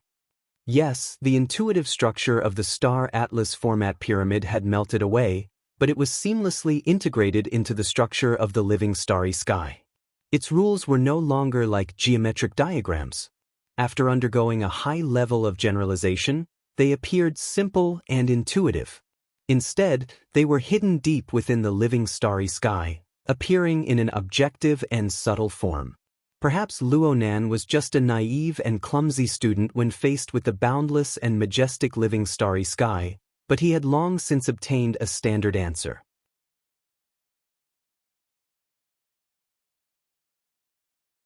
Chapter 371. Once again, Luonan discovered that his train of thought had run too far. What he wanted to do at first was just to observe the heavily chained crow. But who would have thought that this toy would undergo a phaseless transformation the moment he made contact with it? It transformed into an incorporeal power that enveloped the living starry sky. It naturally guided him to the level of "my heart's a prison." The range expanded in an instant, and the relevant connections became even more complicated. Most people would not be able to separate themselves. Looking at the effects of the self-format on the living starry sky, how could one clearly distinguish between inside and outside? Right now, only the core of the dense cluster of stars still maintained the outline of the self-format. It could correspond with the classical visualization diagram. As for the societal format, the tetrahedron was already old news. This toy could be said to encompass the entire living starry sky. In any case, from the concept of formatting theory, the societal format was centered around the self. It formed a social structure that could be used by the self. There was no problem with this judgment, given the strength of the current distortion of the living starry sky. Just these 2 points encompassed everything that Luonan could currently observe with clairvoyance. Even so, there was still no place for the heaven and earth format. If Luonan still wanted to observe the heavily chained crow in this situation, he would be under the suspicion of not turning back until he hit a brick wall. Luonan pondered that he could set a slightly broader target for his observation. He still remembered that half a month ago, he had received Jim Master Shio's guidance in the Daoguan. He had entered a deep meditative state and had seen the internal structure of the self-format. He only remembered that the chains were crisscrossing, dense like a spiderweb, mysterious and unfathomable. Would such a situation change after the heavily chained crow mutated and became illusory? Luonan was even more afraid that he would do something else with this thought. He no longer hesitated, and the light of the heart lantern changed direction. This time, his telepathic thoughts successfully penetrated the dense cluster of stars. They collided head-on with the brilliant and powerful light that was like the radiance of a myriad of stars. Fortunately, such a powerful light only flashed on the mental plane. The heart lantern of the eye's orifice swayed slightly, automatically adjusting its interference strength and changing the coupling method. This wave of powerful light dissipated into nothingness. Luonan had once heard Jim Master Shio say that the heart lantern of the eye's orifice was the first of the 9 orifices and 6 roots in the act of introspection. After all, everyone was used to using their eyes to observe. Viewing the scenery and taking images was the most suitable habit. Especially since Luonan had mixed in the marvelous coupling effect. The mental plane and the material plane interfered effectively. It was like a gentle breeze and faint light. No matter how deep and indistinct the land was, it could be seen. It could be touched. The corresponding information was much more abundant. Through the effective integration of the consciousness, Luonan felt as if he was immersed in the scene. At this moment, it was as if Luonan had crashed into the center of a galaxy. It was as if he was surrounded by the twinkling stars of a high-density stellar group. It seemed to be near yet far, and it surrounded him from all directions. On the other hand, it was like he'd encountered an enormous black hole at the forefront of his thoughts. It was dark and deep, and it intended to completely swallow his mind. It was indeed different from the last deep meditation experience. Luonan's mind went straight to the depths of the black hole. The heart lantern of the eye's orifice pierced through the gloom, illuminating the deep space below. Wow, it's not easy. Luonan was a bit surprised. The clairvoyant scene before his eyes overlapped with the scene in his memories to a large extent. Formatting theory's star atlas transformation was so intense, but the core area of the self-format still maintained its basic structure. It manifested as a bottomless pit of deep space. Endless dark chains crisscrossed and weaved together, forming a complex and dense structure. Of course, the details had changed quite a bit. The last time Luo Nan's thoughts entered, the space was dark and misty. It was as if it were a black prison constructed by a demonic god. All hope was trapped, and it possessed an unshakable dignity of deep silence. Back then, he had gathered all the vital energy in his body with great difficulty. He had wanted to feed the soul flame in the depths of the prison, but it had been sucked dry by the great net of chains. In the end, only a few pitiful strands remained, and they trickled down. This was why Gym Master Xiao commented that Luo Nan couldn't use his skills on himself. Gym Master Xiao even said that Luo Nan could absorb external techniques. This was what Gym Master Xiao meant. However, many days had passed, and the situation was vastly different. Luo Nan had built his foundation through internal refinement. He had achieved success in the eye's orifice, and he had comprehended the coupling technique. The god gear and body gear meshed and revolved, and the interference between the mental and material planes deepened layer by layer. Every step of progress was clear and real. Luo Nan could see that the stability of the deep space seemed to be wavering a bit. From time to time, subtle explosions would transmit through, causing the tens of thousands of chains to rattle. Upon closer inspection, one could see some structural changes and reorganization. If one were to insist on saying that these unforeseen events were affected by the Star Atlas transformation, then it would be very hard to find a similar explanation for the increase in brightness and temperature of the deep black prison. The heart lantern of the eye's orifice took a look within itself. Luo Nan's thoughts did not need to dive too deep. He could clearly see the halo of light at the bottom layer through the many layers of chain structure. There was also a bit of heat that rose up, closely intersecting with the vital energy that constantly seeped in. Looking down a bit further, the soul flame could be seen within the net of chains. It was extremely lively, especially when the beam of light from the heart lantern fell down. The energies of the two sides connected, and the soul flame became a bit crazed. It exploded and ignited, and the tail of flame soared. It broke through the lowest layer of the net of chains and was about to burn to the middle section. Luo Nan could vaguely see that the lowest layer of chains had broken. Half of the chain hung down from the tightly woven net of chains. It lay low by the side of the soul flame, receiving an even more intense calcination. There was a great sign of mutation. Wonderful. Truly wonderful. Luo Nan already had a general confirmation. If the Star Atlas transformation of the format pyramid was said to be the embodiment of formatting theory's external influence and method of use, then this black prison was the embodiment of his level of control and manipulation over formatting theory. In the past, he could only be said to be a user of formatting theory. He was like a driver, a jailer. He had to act strictly according to the rules drawn by formatting theory.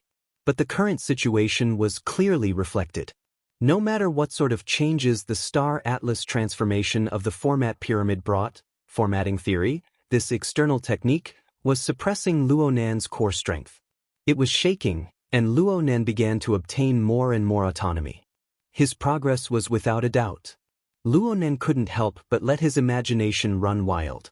What would happen if the soul flame completely covered this dark prison, completely incinerating these thousands upon thousands of dark chains? What sort of situation would that be? Luo Nan let out a long breath. He felt that he had gained a great deal, so he temporarily stopped his internal clairvoyance. He drew a perfect end to today's closed-door training. It was already late. His aunt and uncle would probably be back soon. It would not be good to hole up in his room any longer. Luo Nan's body fell back, and he stretched his back on the bed. He moved his muscles and bones a bit, relieving the strain of sitting for a long time. But a certain feeling collided with his mind just as he unfolded his arms. It caused his body to freeze on the spot. His soul strength seemed to have grown again. It was explosive.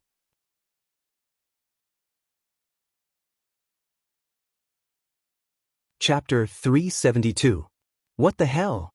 Luo Nan really did jump out of bed. His head instantly swelled up. This didn't make sense. He didn't have an out-of-body state. He didn't sense the wraith sign hunting. He didn't do anything else. Fine, he did quite a few things. But what did these things have to do with the explosive increase in soul strength? He immediately restrained his thoughts and returned to a more realistic plane. He observed the coupling of the god and body gears. The water level of the vast iceberg ocean continued to rise. It showed no signs of stopping. He had already jumped out of the mental plane. Was it still not over? Could it be that the "my heart's a prison" mode created vampires? Why? Why again? Luo Nan calmed his mind and tossed aside the relevant questions. He helplessly returned to the mental plane. He concentrated his mind and searched for the crux of the problem. The formatting theory system had completely merged with the living starry sky. Luo Nan also knew the standard answer in advance. He understood the relevant operating principles. Many things appeared especially intuitive. Without the tangible chains, the formatting theory system that covered the starry sky turned into an incorporeal prison. Luo Nan changed the locking mode of the chains, but the prison was simply wiped out in one go. Under the constraints of the incorporeal laws, the various living beings under the starry sky more or less reacted to Luo Nan.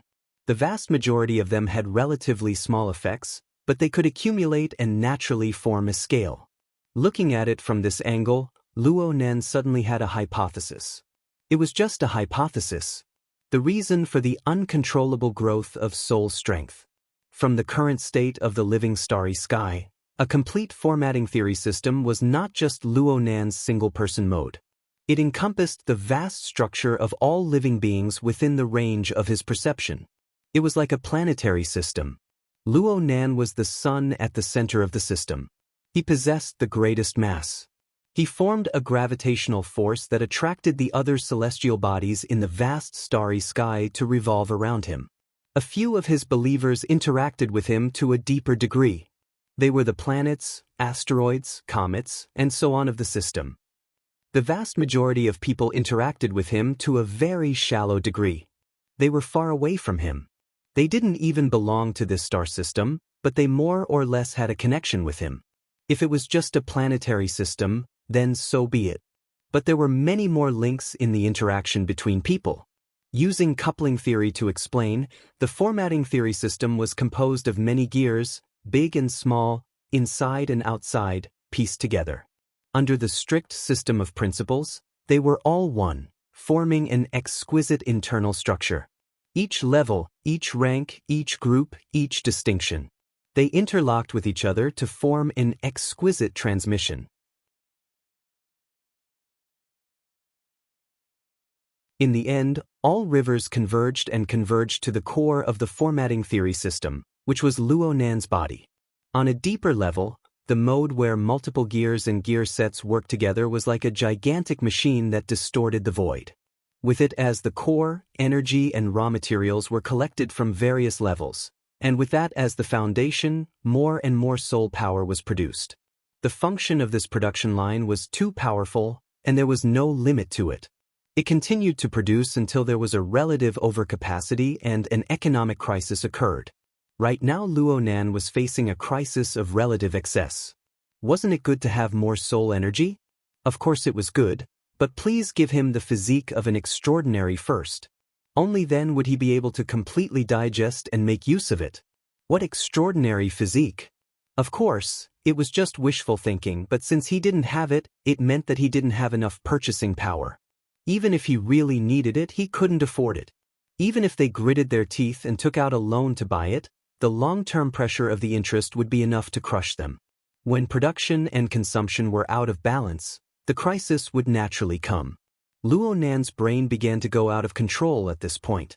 He couldn't avoid letting his imagination run wild. He felt that he was like a factory owner who couldn't find a market, a clumsy capitalist. If the excess products could be dumped into a river or thrown into an incinerator like milk, he would gladly do it. The problem was that he couldn't even find a channel that could carry them.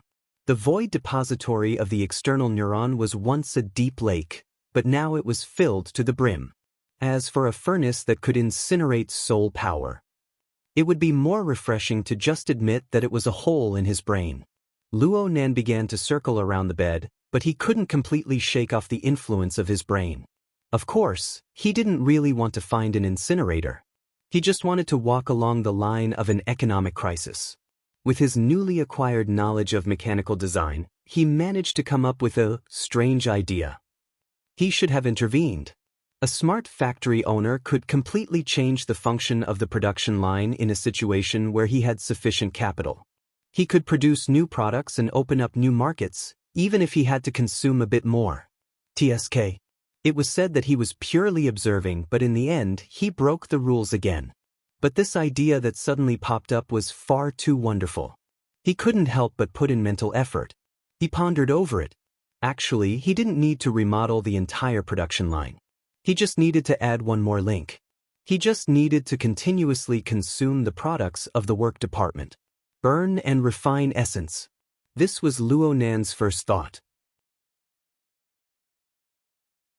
Jim Master Shio once said that this sort of refinement of essence into energy required the participation of the mind. In turn, it tempered the mind and increased its level. This was a refining process of soul power. But there were too many things to pay attention to in this course, especially when it was nearing completion. Jade gives birth to amethyst smoke was incessantly burned and refined from day to night. The essence had long since been boiled dry, and one would go berserk. Then what should he burn? Perhaps Luo Nan was affected by the hole in his brain that was the incinerator, but he was more interested in burning and refining. Suddenly, there was a muffled thud. Luo Nan kicked the lower edge of the large bed frame.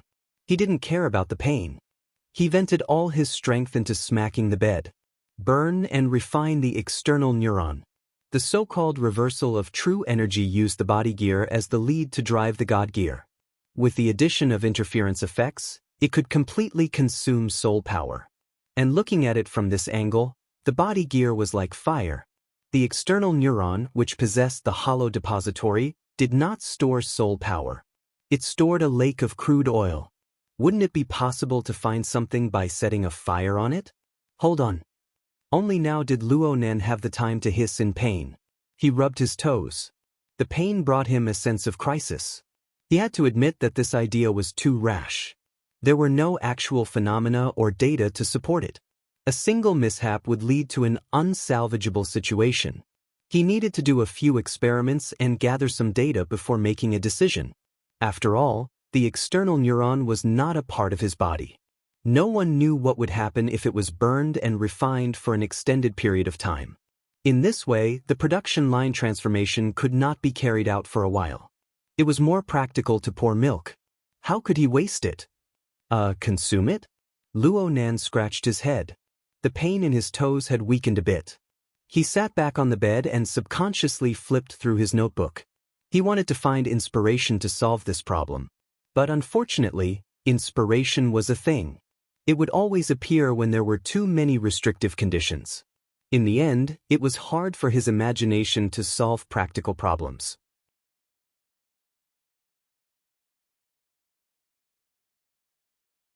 Chapter 373. His fingers paused, revealing two pieces of greenish-yellow paper sandwiched between the split pages of the notebook. They looked rough but strangely glossy. This was a paper talisman given to him by Papercut. It was a top-quality product personally made by the famous psychic of the branch, Mr. Gao. Luo Nan used it to practice his soul strength activation techniques, strengthening the effects of his interference power. Last week at Ocean Sky Cloud City, the paper dolls he made had also made a contribution. Originally, this was a good method of pouring milk. Back then, Luo Nan had relied on this method to consume his excess soul strength and reduce the pressure on his body. But now that Luo Nan had comprehended the technique of coupling, the framework of the God gear and the body gear had taken shape. He no longer had a bottleneck in terms of interference power. He could use a fraction of his strength to achieve 100% of his previous effectiveness. He could stop using up energy. At present, he had not given up on this technique. He would always find time to practice it. Now, there were only 2 pieces of talisman paper left. There were more than 20 little paper men sandwiched between the 2 pieces of talisman paper. Little paper men fluttered in the air with a puff of air. They scattered on the bed and on the floor. But just as they touched the ground, they were like live monkeys. They grabbed the corners of Luo Nan's clothes and cuffs, fighting to be the first to jump back. Some simply climbed all the way to Luo Nan's head and shoulders, treating Luo Nan like a monkey mountain. What paper man? It was clearly a paper monkey. Luo Nan didn't know whether to laugh or cry. He shook his shoulders and shook his head, removing the group of paper monkeys. The heart monkey technique that Papercut had imparted to him was still too troublesome. Later on, Luo Nan wanted to learn the equestrian technique from Papercut. It was said that it had the power of armored horses in novels. It could carry heavy loads and soar over land. It could be said to have a miraculous effect. Luo Nan's anxious mood was alleviated quite a bit with this. Previously, he was just depressed by the recurrence of his illness and lost his composure. Now that he thought about it, he had the foundation of the coupling technique and was no longer in a dilemma. So what if his soul power increased again? If opening the eyes orifice wasn't enough, he could open the mouth and tongue orifice. If that didn't work, he could open the ears orifice, life orifice, and death orifice. Wouldn't it be balanced again? Patting his cheeks, he put away the paper monkeys and put them back into the book, taking the opportunity to organize his thoughts. In the end, he sent a message to Papercut through the Hexaear. Brother Papercut, do you have a big move for soul force activation? Big move? Papercut was chatting with someone in the tea house outside. He didn't react for a moment when he received the message. It's a very powerful move that consumes a lot of energy. Our method is like casting a spell, preparing a big move in advance. There's no need to panic. Papercut nearly choked when he heard Luo Nan's words. He apologized to the female friend across from him, got up, and went to a corner with no one around. He chuckled and responded, "My dear boss Luo, if I had such a big move, I would have dared to rush to Birank today. Do you believe me?" Luo Nan was a bit disappointed. Then there's nothing else. Let's not talk about whether or not such a move exists. The key is that there's a limit to how much the talisman paper can hold. Old Gao's paper talismans were the best of the best in the vicinity of Xia City, but when the interference force was increased to a certain degree, it would spontaneously combust. Therefore, a activation style like me has a life of support. I live my days on the spot. Boss Luo, you have the strength but nowhere to use it. You can switch to the control style. You have the talent for it. Papercut had an extremely good temperament. Even though Luo Nan had disturbed his date, he was very patient. He gave Luo Nan an explanation and even gave a suggestion. I told you before that the society has specialized combat machines. They may not be comparable to the Deep Blue Walkers in terms of both internal and external integration, but their power is still outstanding. Relying on your level of interference force after your epiphany, and then learning microcontrol and mechanical principles from old Zhai, you can play with this toy to the fullest. Luo Nan grunted twice. Papercut thought that Luo Nan was moved and felt that it was a bit of a pity. After all, there weren't many people like Luo Nan who could cultivate the heart of the ape technique to spirituality in such a short amount of time. There were very few people interested in the activation style. Now that they lacked an up-and-coming talent, they inevitably became weaker. However, Papercut's mind was clear. He continued to laugh and said, "It just so happens that I have a flywheel arm in my collection. Although it hasn't been sharpened, it is the most basic of combat machines. If you want to get started, you can try it out. I'll bring it over when you have time." If Brother Papercut isn't busy, then next Monday is fine. Though Luo Nan said this, he wasn't really interested in switching to the control style. This was because this style always made him think of the Deep Blue Walkers. Plus, Papercut's words made it even more awkward. Plus, he didn't really need a big move to protect himself. He just wanted to find a channel to pour milk. Luo Nan was disappointed. He was just about to say a few more polite words and hang up when Papercut became concerned about his recent situation. Headquarters has been quite well behaved lately. It seems that Deputy Secretary General Gong ate some bad luck. He went into closed-door training when he got back. "It's okay. The branch has taken good care of me." Then you suddenly want to hold back a big move. "Hey, Miss Yuan, what are you doing?" "I'm sorry. Something urgent suddenly came up. I need to go take care of it. Let's talk later." "But later?" The beautiful Miss Yuan didn't even have the patience to listen to Papercut's words even though she said they would talk later. She didn't even have the slightest intention of turning around. She swayed as she walked out of the tea house, quickly disappearing into the stream of people. She at least made a special trip to say something. Papercut sighed. He loosened his collar and walked back to his previous seat. He stretched and relaxed his body, and a smile appeared on his slightly plump face. Brother Papercut? Luo Nen couldn't see the situation over there, but he could feel that something not very harmonious had happened. Moreover, it was most likely related to his call. Am I bothering you? It's nothing. It's nothing. The more beautiful a girl is, the harder it is to coax her. Besides, I just saw that she was pretty. I harbored evil intentions. Where were we? Brother Papercut, since you have something to do, we can talk about it when we meet on Monday. I said it's nothing. Waiter, give me an extra plate of snacks. Papercut's tone was relaxed. He continued to chat with Luo Nan with a beaming smile. If you really feel guilty, then introduce me to a female student from Acumen College. She has to be over 20 years old. I'm afraid I'll turn into a beast if she's too young. Luo Nan stuttered a few times. Even he himself wasn't sure if he should agree or not. Papercut chewed on the snacks in his mouth as he spoke indistinctly. Oh right. Let's talk about a big move.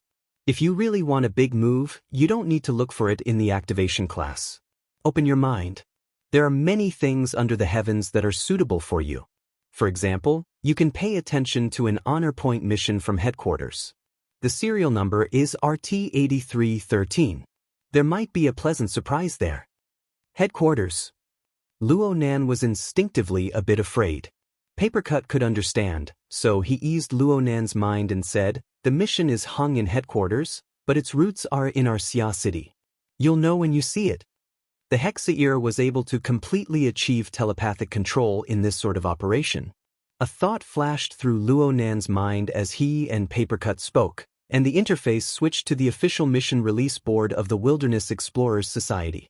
Luo Nan locked onto the relevant information.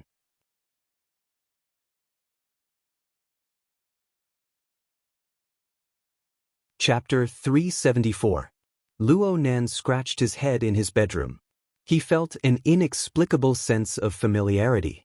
Papercut laughed mischievously in the tea house. Do you see that?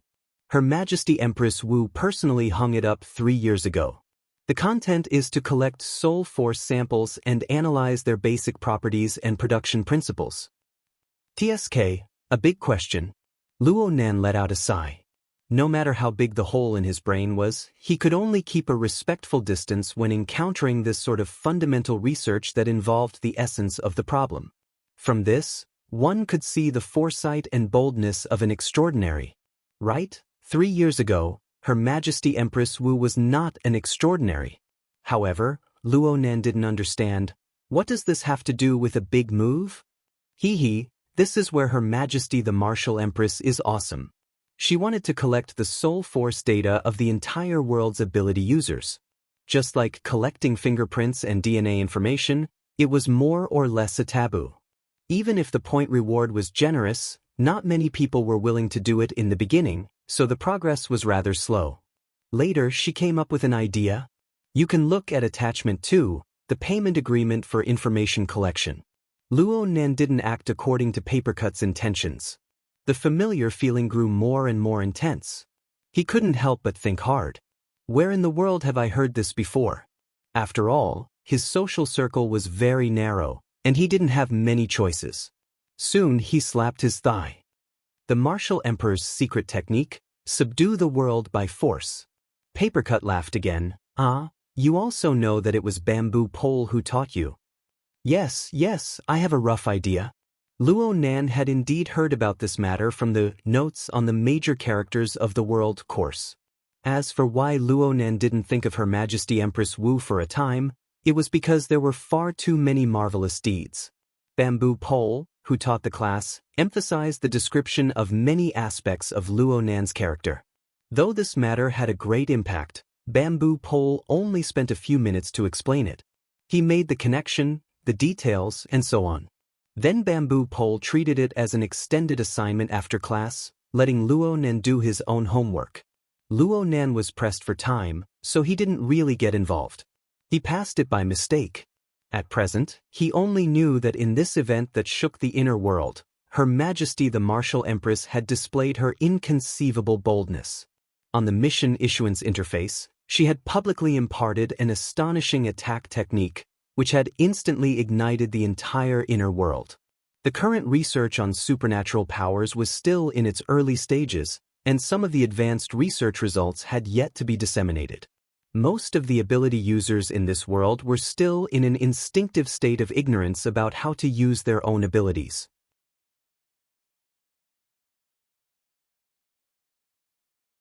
Her Majesty Empress Wu grasped the minds of these people, publicizing a profound technique that was extremely suitable for the awakened level. Its allure instantly crushed most of the people's defenses. For a time, cultivating the Martial Emperor's secret technique became common practice. Not to mention the awakened, even the higher-level architects and transcendents practiced and researched it. From that moment on, Her Majesty Empress Wu's fame truly spread throughout the world. Papercut helped Luo Nan enrich the details. Her Majesty Empress Wu spent a large sum of money to build a special data collection network before the release of the Dripping Sword secret technique. She borrowed the East Wind and spent a mere 2 years to collect over 40,000 effective samples of ability users of all levels. There was a gap of a year in between. At the beginning of this year, she released a technique suitable for architects or B-rank power users. At present, the number of valid samples has not been calculated, but it should not be too little.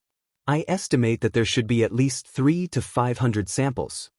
The number of B-class experts might seem small, but considering the number of B-class experts, the ratio was quite high.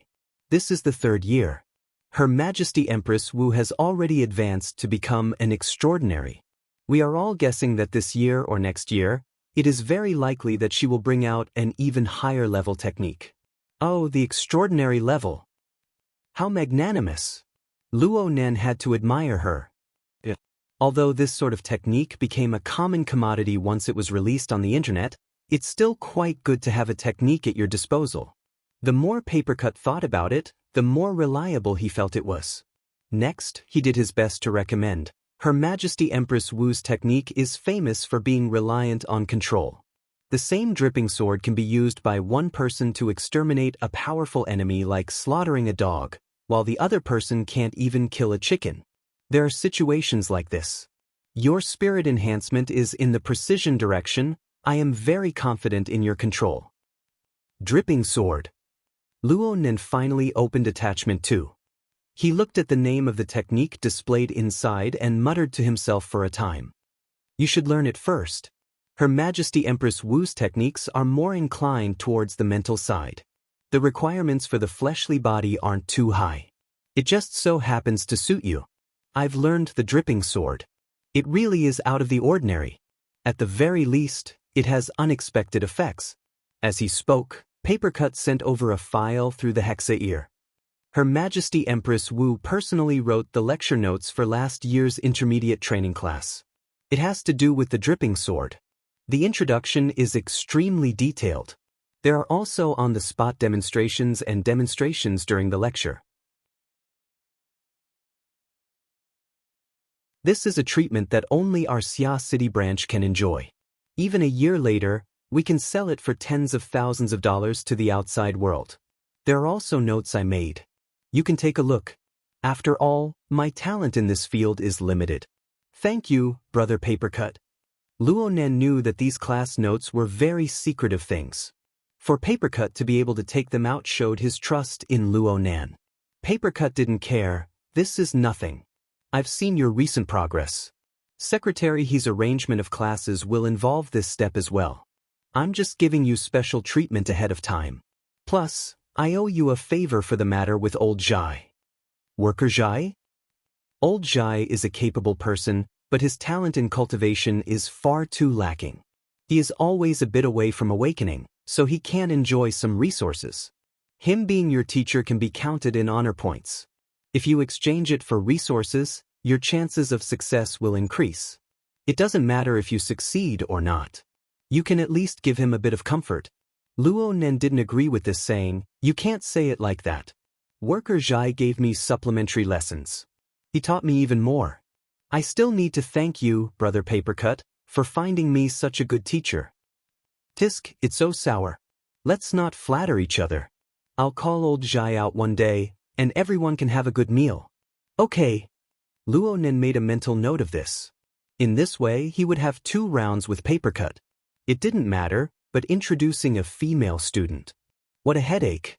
Luo Nan's mind cleared up just as he was about to end the call. He had nearly forgotten his original intention of pouring milk. He mulled over Papercut's description of the dripping sword. It didn't seem like a high-energy consumption skill. Luo Nan hurriedly asked, "What about the B-rank technique? Do you have the lecture notes?" "It's suitable for architects. It's called the heart-searing blade. It's said to be extremely sharp, but I don't recommend that you come into contact with it right now." Papercut downed his already cold tea in one gulp. He began to earnestly lecture Luo Nan. "Nanster, there are indeed quite a few people who view you as a B-rank power, but you're still lacking a bit, right? Take a look at the dripping sword first. This technique is extremely amazing. It also highlights the characteristics of Her Majesty Empress Wu's technique. If you feel that you can use it freely, then take a step further, okay? I know. I just want to gather some information in advance." Though Luo Nen said this, he still felt weak in his heart.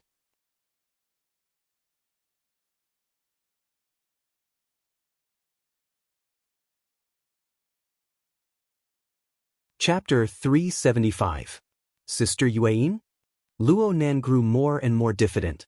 This sort of action of biting off more than one could chew would most likely not receive He Yuein's support. Papercut added, "However, if it involves personal understanding and experience, it would be best to find someone who was present at the time of the lecture. It would be even better to impart the teachings of their hearts." There were only a few B-class experts in the branch, and even fewer in the spiritual type. "Old Yu, Horned Demon, Old Gao, Mr. Bai." He read out a string of names. Luonan found the names familiar. Aren't these the psychics of Xia City? Old Man Yu was one of the Iron Triangle of Xia City. He was known alongside Ouyang Chen and Her Majesty Empress Wu. The centaur was said to be an adventurous madman with a tendency to self-destruct. He wandered in the wilderness every day, looking for excitement. Old Gao was the creator of the paper talisman in Luo Nan's hand. He was a Taoist with an inheritance, and he was half a disciple of Old Yu. As for Mr. Bai, Luo Nan was even more familiar with him. They had fought side by side before, and Mr. Bai had even given Luo Nan a diagnosis and treatment. His daughter was Bai Xinyan, the mysterious medical doctor with a strange stance. He suddenly discovered that the psychics of Xia City were quite peculiar. Excluding Luo Nan, who was half a psychic, there were a total of 4 psychics. Perhaps the ratio wasn't high when compared to over 1,000 ability users, but all of them were of the architect rank. They were B-rank powerhouses. In the entire Xia City branch, how many powerhouses were there at B-rank or higher? There were a total of 14 people on record, which was already one of the best out of the 88 branches in the world. Among them, shamans accounted for nearly a third of them, which was very impressive. Luo Nan was a bit distracted, and Papercut pulled him back. "I can help you ask Old Gao. It's just that this fellow is a bit unscrupulous. He might try to rip you off." "Sweat, you used to have a large supply of talisman paper. How many of them were taken advantage of?" Luo Nan suddenly felt that he really should find an opportunity to give thanks to the teachers who taught him his skills. Luo Nan didn't want Papercut to return to this matter. He thought for a bit and said, "Maybe we can look for Mr. Bai. The old man seemed to have a good temperament and character. He should be easier to talk to than the profiteer, Mr. Gao." "That's right, you've been treated by White Salt for such a long time, so it can be considered a bit of fate. He'll definitely pay attention to you, just don't take the initiative to mention it." "I know." Luo Nan understood tacitly. It wasn't news that the father and daughter of the Bai family didn't get along. "Wait, why does it sound like you want me to find someone?" Luo Nan opened his mouth, but he was speechless.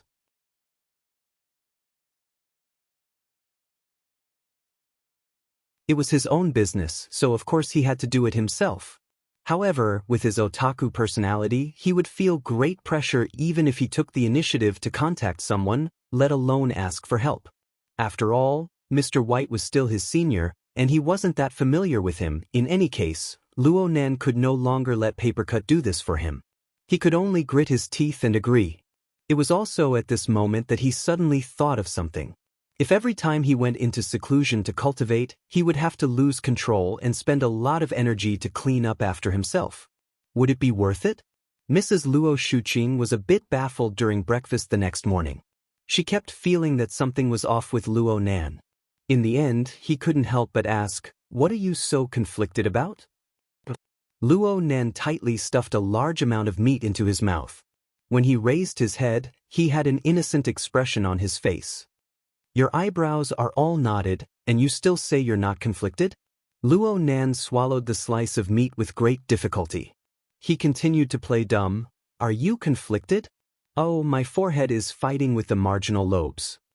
In the end, Mrs. Luo Shuqing's attainments in psychology were decent. She went around in circles and finally understood. In psychology, the prefrontal cortex represented rationality and self-control, while the marginal lobes represented impulsive emotions. It could also be understood as the struggle between long-term benefits and short-term benefits. Luo Nan was just speaking carelessly, and he shivered. However, his words did contain some true emotions. He didn't go looking for Mr. Bai last night. The reason was that he wasn't familiar with Mr. Bai. It was too late, and he was afraid of disturbing Mr. Bai's rest. To put it bluntly, his otaku cancer flared up. He displayed a fear of interpersonal relationships. He dragged it out as long as he could. He knew how to kill someone he was familiar with, and in the end, he went looking for Secretary He. He learned that the branch's database did indeed have a recording of the high-level seminar back then. However, Luo Nan wasn't able to get his hands on it. He Yuan warned him very bluntly not to bite off more than he could chew. The Birank technique, Heart Incineration Blade, involved too many elements. Many of them were knowledge unique to architects. Without a solid foundation, forcefully practicing was no good. Essentially speaking, Luo Nan hadn't even reached the standard of an awakened due to the imbalance between his body and soul. This was a problem with the standard. It wouldn't change just because his combat strength was superb. A missile that could explode at any time was indeed more frightening and destructive than a refined rifle. However, the control power needed to be looked at the other way around. Last night, Luo Nan even asked how to pour the milk. Oh no, he asked how to use his ultimate move.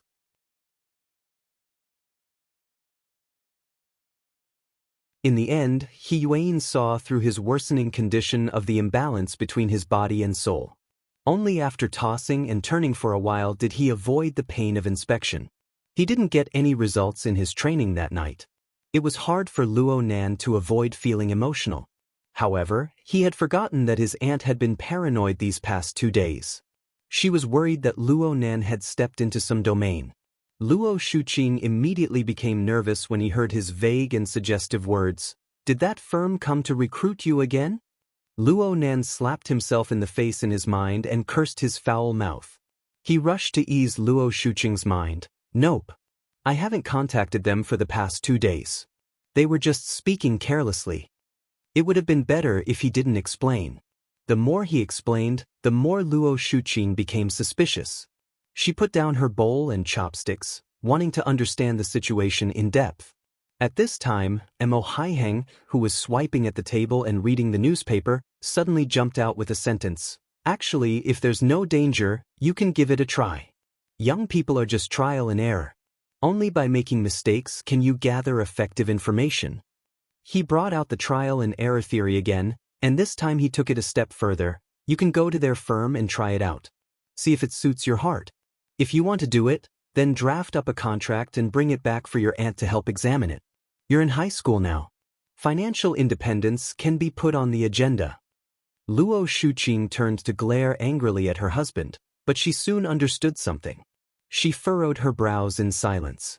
There was one more person who was at a loss. They clearly wanted to get to the bottom of things. Luo Nan knew long ago that his aunt and uncle were worried about the direction of the so-called trial and error theory. He could see through them with a single glance. He couldn't help but feel even more depressed. He groaned in his mind, "It's all a misunderstanding." He began to ponder whether or not he should ask Zhang Yingying for help. She should set up a trap and play a two-man show to calm the hearts of these two elders. Breakfast ended hastily amidst the confusion and probing. Today was Sunday, November 4th, 2096.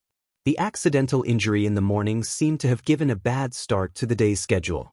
Luo Nan's aunt and uncle, as well as Mo Yen, went out to do their own things after breakfast. Luo Nan continued to stay at home, carelessly observing the star atlas of the Format Pyramid. He was intimidated by the continuously increasing water level of the vast ocean of icebergs. He dejectedly withdrew from the fixed space, holding his head in distress.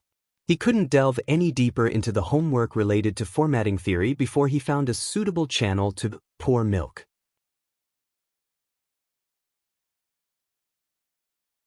Even the root receptacle, root nature, and root trigger division technique personally taught by the gym master couldn't be considered due to too many connections.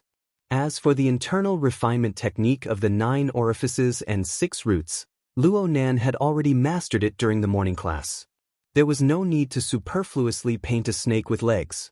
Luo Nan had been at home for an entire day. He needed to do something, right? Luo Nan rolled around on his bed twice. In the end, he had no other choice but to follow Papercut's suggestion. He opened up the mission posting page for soul strength information gathering and flipped through the dripping sword teaching materials that Papercut had sent over. He wanted to see if he could discover anything interesting from it. For the fastest and most error-free novel reading, please visit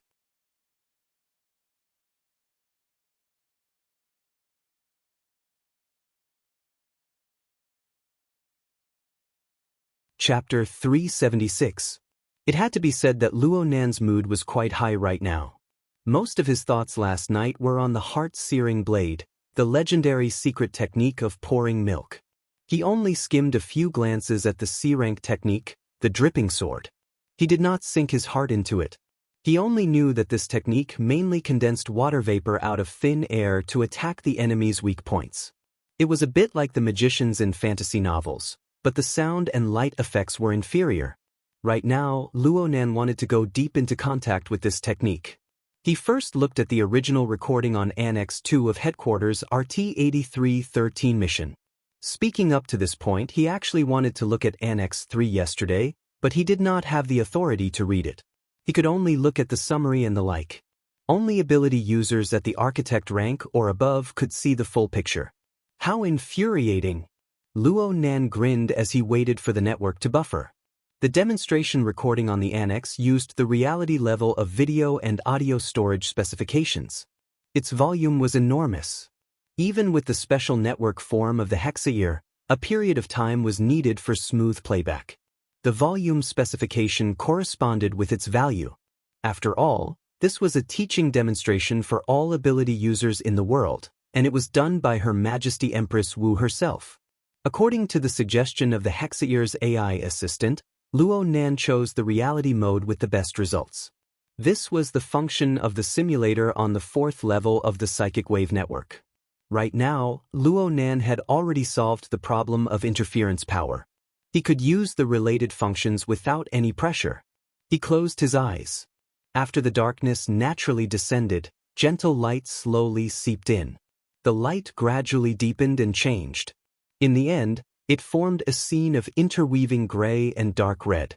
There were also intersecting noises, wind pressure, the choking smell of the earth, and even the dry sensation of his skin entering at the same time.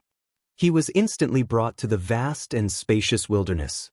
Luo Nan was already used to such simulation guidance. He just felt that the simulator of the psychic wave network was a bit more exquisite than the burner version of Frost River reality. Right now, he was at the entry level of the 9 orifices and 6 roots technique. The stimulation of these nerve cells caused his internal organs, fascia, skin, and flesh to react instinctively. He needed to give himself another hint to make up for the disparity in perception between his mind and fleshly body. Luo Nan raised his head to look into the distance. Right now, he was at the top of a hill. This was the highest point relative to the surrounding environment. The dark red earth beneath their feet was cracked layer by layer, extending endlessly towards the horizon. This was, without a doubt, the wilderness.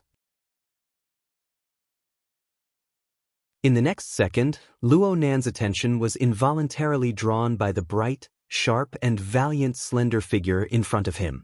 He suddenly realized who was the main character in this world. Her Majesty Martial Empress. For the time being, only the silhouette of Her Majesty Empress Wu could be seen. She was wearing a tailored hunting suit that was tight at the waist. It was dark red in color and paired with brown boots, which highlighted her long legs and matched her slender figure. What was more eye-catching was the lightweight electromagnetic rifle slung across her shoulder. The body of the rifle was cut off by a simple and low-profile ponytail, but it still reminded everyone that this was a dangerous wasteland. This outfit was similar to the color of the wasteland and could also serve as camouflage. It looked more professional, but it also had a wonderful sense of fashion, forming a very wonderful balance. Well, any man would find similar reasons when facing a stunning beauty. To Her Majesty Empress Wu, that rifle was no different from a bag in a fashionable woman's hand. They were both plastic arts. Luo Nan's imagination ran wild as he tried to move about in reality. The enormous video and audio storage format of reality should have left enough space for interaction. But Her Majesty Empress Wu's image did not respond. Could it be that there were no relevant interaction resources stored? Just as Luo Nan's thoughts spun, Her Majesty Empress Wu suddenly turned around. Her gorgeous, bright, and beautiful face appeared without reservation. It was within Luo Nan's breathing range. Luo Nan actually took a step back. Of course, Luo Nan recognized Her Majesty Empress Wu. Though he had never formally met her, Bamboo Pole's notes on the most important people of the world course had photos, videos, and other video materials. Especially for a stunning beauty like Her Majesty Empress Wu. All kinds of materials were even more complete. Luo Nan's impression of Her Majesty Empress Wu was, of course, extremely beautiful. She especially loved to smile.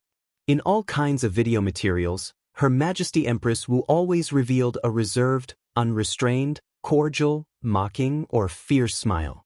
Her smile infused the already bright and gorgeous image with an even more vivid color.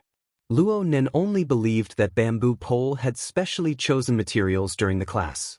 Only later did he find out that Her Majesty Empress Wu had left behind all the video materials ever since she became famous. Whether it was photos or videos, she had never left behind any expressionless moments. Luo Nan felt that it was interesting at first, but it made his hair stand on end when he thought about it. Cough. These were Bamboo Pole's original words. At the time, Bamboo Pole spoke as a footnote to Her Majesty Empress Wu's temperamental personality. It left an incomparably deep impression on Luo Nan. Her Majesty Empress Wu in the reality recording was obviously smiling. It was the kind of professional smile that made her seem like a competent host. No, she was more like a tour guide. In fact, this was a reality experience of travel and adventure.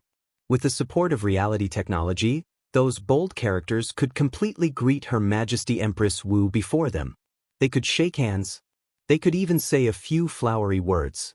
There shouldn't be any problems. However, Luo Nan shrunk back.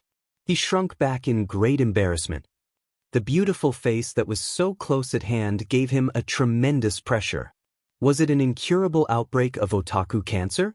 Luo Nan was willing to believe that it was Bamboo Pole's explanation that day that left a shadow in his heart. It was needless to say that Her Majesty Empress Wu was famous for her beauty in her early years. Her appearance could be said to be ostentatiously beautiful. Her facial features were completely flawless, but there was always something out of line between her brows and eyes. Bamboo Pole, who had seen countless beauties, had this to say: this so-called out of line was actually a kind of oppressive force. People could feel an unquestionable dominant force from Her Majesty Empress Wu's smile from time to time.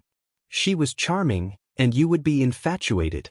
She was gentle, and you would be satisfied. She was fierce, and you would tremble. She was callous, and you would be fearful. Any high-level intelligent life form had a relatively clear self-awareness. Their thinking instinctively revolved around themselves. No one wanted to become someone else's prey. But Her Majesty Empress Wu's out-of-line beauty, supported by her boldness, transformed into a sharp weapon that pointed at the weakest part of the human heart. Perhaps Luo Nan was scaring himself. Right now, Luo Nan had a trembling feeling of facing a sharp blade. He only relaxed a bit when he pulled some distance away. Such a reaction hurt Luo Nan's self-esteem. What the hell? If I'm like this when I see a virtual image, won't I immediately kneel when I see the real person? He slapped his cheeks. A wave of rebellious psychology, a common trait at his age, stirred restlessly. He really wanted to use his interactive function to do something, to retaliate.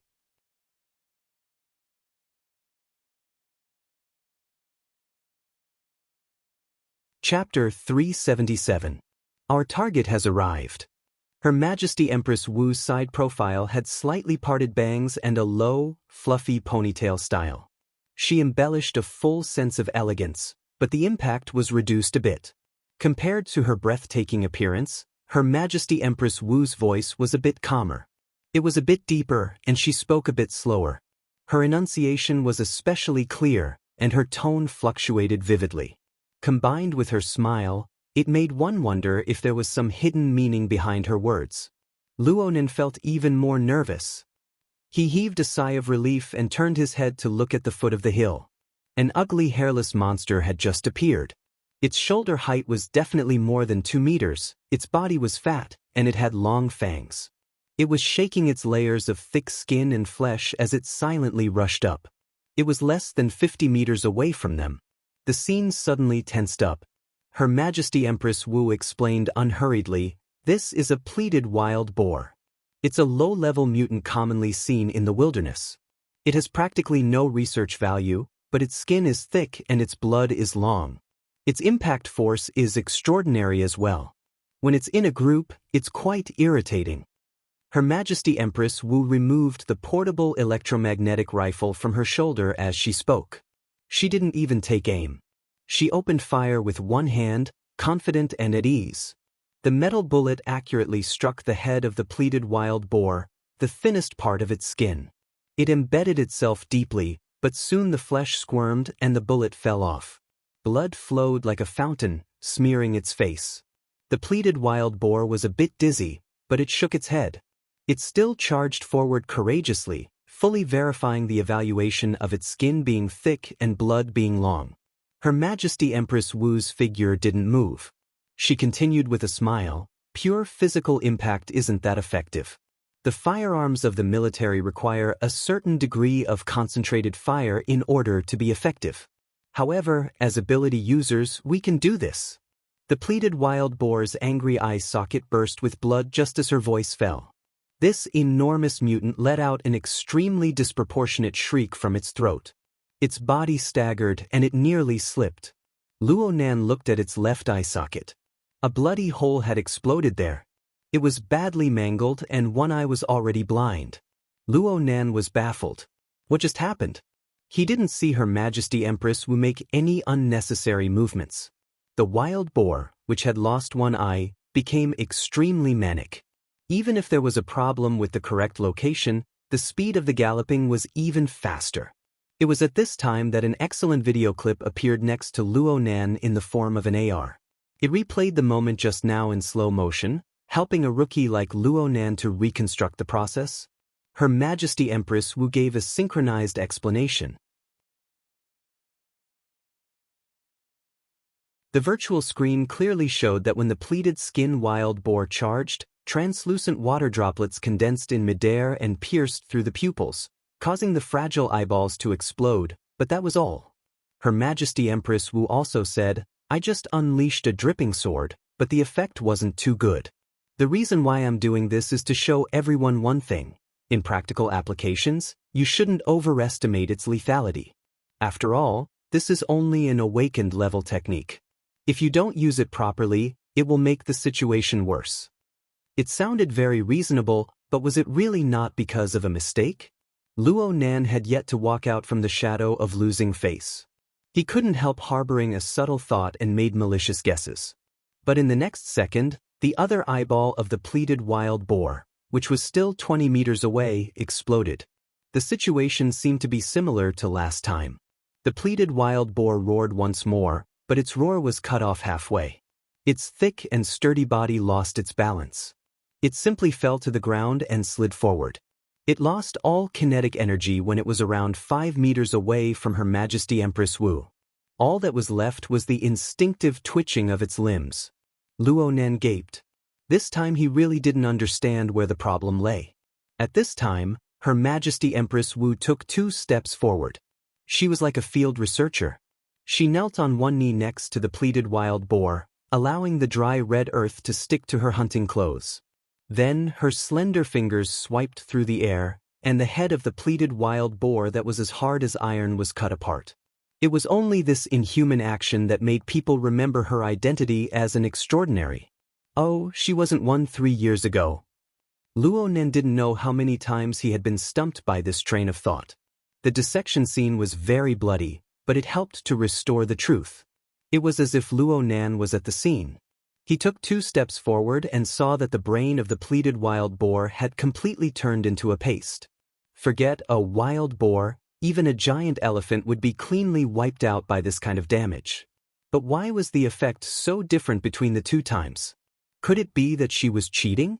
Luo Nen sank into malicious conjectures, finding it hard to extricate himself. On the other side, Her Majesty Empress Wu had already given the answer. In terms of destructive power, this is the effect of the water droplet impact, which is enhanced by both sharpening and exploding. And in order to control it to penetrate the eye and enter the brain, there is also the enhancement of guidance. Her Majesty Empress Wu smiled as she explained the key points of this attack technique. As mentioned before, the dripping sword was called a sword, but it was actually an attack technique that interfered with the material plane of the mind. The principle was to use soul strength to form a special circuit, to fully do work, to absorb the water molecules in the atmosphere, to achieve a series of blessings such as sharpening, exploding, amplification, acceleration, guidance, and so on. It was a technique that killed the enemy in an instant. The core circuit structure of the dripping sword technique was known as the condensation ring. Only through this structure could water molecules be rapidly gathered. And on this basis, various effects such as sharpening, amplification, exploding, and so on could be realized. For this reason, soul strength needed to be close to the material plane. It was sculpted and shaped. It didn't matter if it was rough, and it didn't matter if it couldn't be maintained for a long time. The key point was the suddenness and explosive power of the instantaneous shape. It's not easy to absorb water from thin air, and it will delay the battle. Therefore, the most ideal way to use it is through the enemy's eyes, mouth, and other places that are more moist. It is possible to compress the gathering time as much as possible, using food to feed the enemy, to achieve an instantaneous effect. Her Majesty Empress Wu's attitude was candid. She didn't hide the shortcomings of this technique when it was used in actual combat. I'll repeat once more. Pure beads of water have no lethality. It must possess the 5 blessings of sharpening, amplification, acceleration, explosion, and guidance. Only then will it be meaningful. And these 6 structures are all independent. Aside from the condensation ring being the core step, the other effects will need to be increased or decreased according to specific circumstances.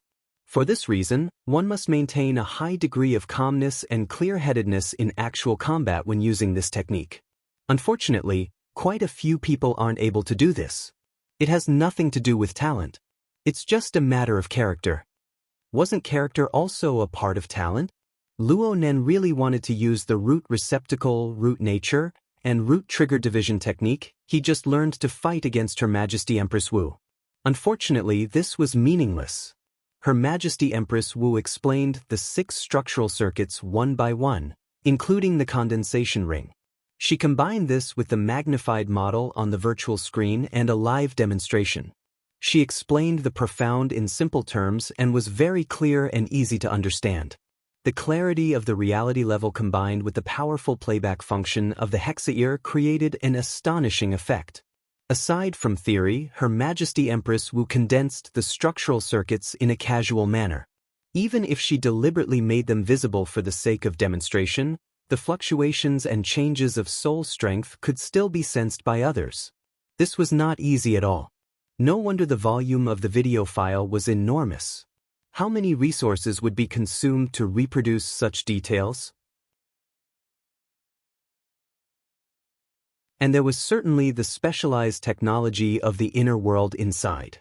Her Majesty Empress Wu, who was in the reality realm, took the opportunity to sell her personal goods. The current application techniques of the mental side are the art of structure. Ability users fully utilize the plasticity of soul strength to form functional structures with interference power. Then they can influence and control more effective material components to realize the extraordinary effect of the mind distorting reality. Luo Nan nodded over and over as he listened. He thought of the wraith sign. The human-faced arachnid's offensive methods were often realized through complex and special structures. It was just that this fellow had no material foundation at all. It could only create shadows on the mental plane. There was also the configuration that Jack spoke of. It was the operational structure of energy and information. It manifested itself extremely clearly on the body of a burner. Her Majesty Empress Wu even mentioned the high-end application standards of the dripping sword on the topic of the art of structure. According to her, it was not difficult to make the water droplet explode. What was difficult was to condense it into a pellet, to be as sharp as a blade, to strike a vital point without injuring oneself. However, the sculpting and shaping of the condensation ring needed to be extremely precise in order to realize this point. The structure was stable and it consumed too much mental energy. It was not economical enough, so there was no need to criticize her for seeking perfection. The consumption was too great. It was not economical enough? Luo Nan was very sensitive to consumption right now. His ears immediately perked up. Could it be that this small water droplet, which appeared and exploded in an instant, could consume a large amount of soul strength? His interest rose by several levels in an instant. Unfortunately, Her Majesty Empress Wu did not demonstrate this so-called high-end technique. This caused Luo Nan's malicious conjecture to erupt once more. Could it be that you couldn't do it back then? The video ended, but Luo Nan was still unsatisfied. He had yet to look at the lecture notes that Papercut sent over. Just by starting with Her Majesty Empress Wu's explanation, Luo Nan already had his own understanding. Control, precision, and improvisation were the core of the dripping sword technique, but the most basic thing was still precision. The basic requirement was to sculpt the relevant structure on the millimeter scale. A rough mold would be ineffective. Precision was the best. Luo Nan was a precision-oriented mentally enhanced user. His mental senses were first-rate acuity, and he had a basic understanding of configurations. He had an enormous advantage in this aspect. Papercut was right. This technique seemed to have been specially prepared for him. Oh, that's right. He could also be considered an artist. Structural art, in a certain sense, could also be considered a plastic art. Luo Nan temporarily tossed his desire for the heart incineration blade beyond the highest heavens. He couldn't help but want to put this C-rank technique into practice. Plus, he was ambitious. He wanted to come from a higher place. He disdained that kind of short-term, unstable structure. If he was going to use it, he would use the most sophisticated kind. Luo Nan immediately followed Her Majesty Empress Wu's suggestion. He turned on the air humidifier in the room, increasing the moisture content in the air. He followed Papercut's explanation step by step, attempting to sculpt the structure with his soul strength. On one hand, Luo Nan was ambitious. On the other hand, he had a cautious temperament. He didn't want to eat a fatty in one bite. He wanted to completely grasp the relatively complex overall structure of the dripping sword. Instead, he temporarily ignored the 5 types of amplification structures. He stared at the condensation ring with all his attention. This structural circuit was the beginning and foundation of the mental interfering with the material plane. If he didn't thoroughly understand it, he wouldn't be able to talk about the rest. From the magnified microscopic model, the structure of the condensation ring was more like a smooth donut. The center was empty, and the overall rules weren't complicated. But many people would simply kneel if they wanted to accurately depict the three-dimensional curved structure of the inner and outer rings with soul strength. This was the difficulty that Her Majesty Empress Wu emphasized. However, Luonan only failed twice in the gradually damp bedroom air. He was able to make the relevant structure appear in the void. The diameter of this condensation ring was only 0.02 millimeters. Just this one move was enough to crush the vast majority of awakened. Of course, the sculpting effort was a bit more in the beginning. According to the timer of the hexaear and the time it took for the water molecules to gather and take shape, it was already close to 10 seconds. As for the structure of the condensation ring itself, it was hard to avoid roughness. The time it took for the water droplet to take shape after forming was pitifully low compared to the time it took to gather. It was only 0.04 seconds. It was completely meaningless in combat. But what was that phrase again? Practice makes perfect. Compared to the energy and information operating structure of the human-faced arachnid, doing this kind of work, aside from being smaller in size, was the same as drawing a more complex circle. If one didn't care about the precision and details, then it really wasn't a big deal. Luonan was a bit dissatisfied with this. Who said that the consumption was great? But this was indeed convenient for large amounts of practice. Once one was done, there was no need to worry about it anymore. It could gather water molecules on its own and then break apart. Luonan only cared about the next one and continued to make adjustments. He did it every 3 to 5 seconds. He did it 20 times in a minute. Soon, he became familiar with the structure of the condensation ring. He could compress the majority of the condensation ring's shape to 2 to 3 seconds. He did it 30 times in a minute. 30 repetitions in a minute, and most of them were substandard products. It was hard to be effective. Was it boring? Was it frustrating? Perhaps some people felt that it was boring and frustrating, but Luonan didn't think so. Everything depended on the details. When he learned to sketch and sketch, he relied on large amounts of practice to slowly grind them out. When he sketched the outline, it seemed as if he was drawing lines that were all the same. It was repetitive and tedious, but in reality, his hand could clearly sense whether it was stiff or soft, rough or exquisite. A person's aesthetic sense could be accurately grasped, and the corresponding sense of accomplishment would inevitably follow. Yes, only when one's thinking was exquisite could one touch upon a more subtle level. One could capture a little change, a little progress, and the sense of accomplishment. It was as Her Majesty Empress Wu had said. The dripping sword technique was a kind of structural art. A slight transformation was a kind of plastic art. Luonan's perception and aesthetic sense could be judged. Therefore, Luonan could borrow his previous successful experience to know what sort of standard he needed to reach. He was mentally prepared for the dry and tedious practice in the early stages. The distance wasn't too far. His progress could be seen. Why not complete it in a spurt of energy? Luonan really did treat it as a painting. He followed the routine from back in the day. After a short period of brainless practice, he no longer casually used his thoughts to shape. Instead, he used his brain. He compared it with Her Majesty Empress Wu's example, carefully imitating and correcting it. He first slowed down. After gaining some understanding, he began to speed up. Then he slowed down again. Then he sped up again. In the end, he sped up all the way. Luonan forgot how many times he practiced. In the beginning, he recorded it through the hexaear, but how could he care about it later on? Around 2 hours passed, and it was almost time for lunch. Luonan's mind suddenly lit up.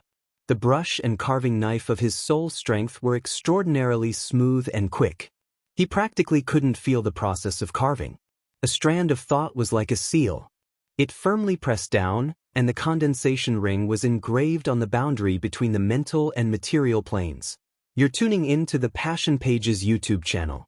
We're so grateful for your support, and don't forget to subscribe to join us on this incredible journey through captivating stories. Your generosity through donations truly makes a world of difference, as it's the primary source of revenue that allows me to expand and enhance this channel for you. Thank you from the bottom of my heart for being a part of this adventure.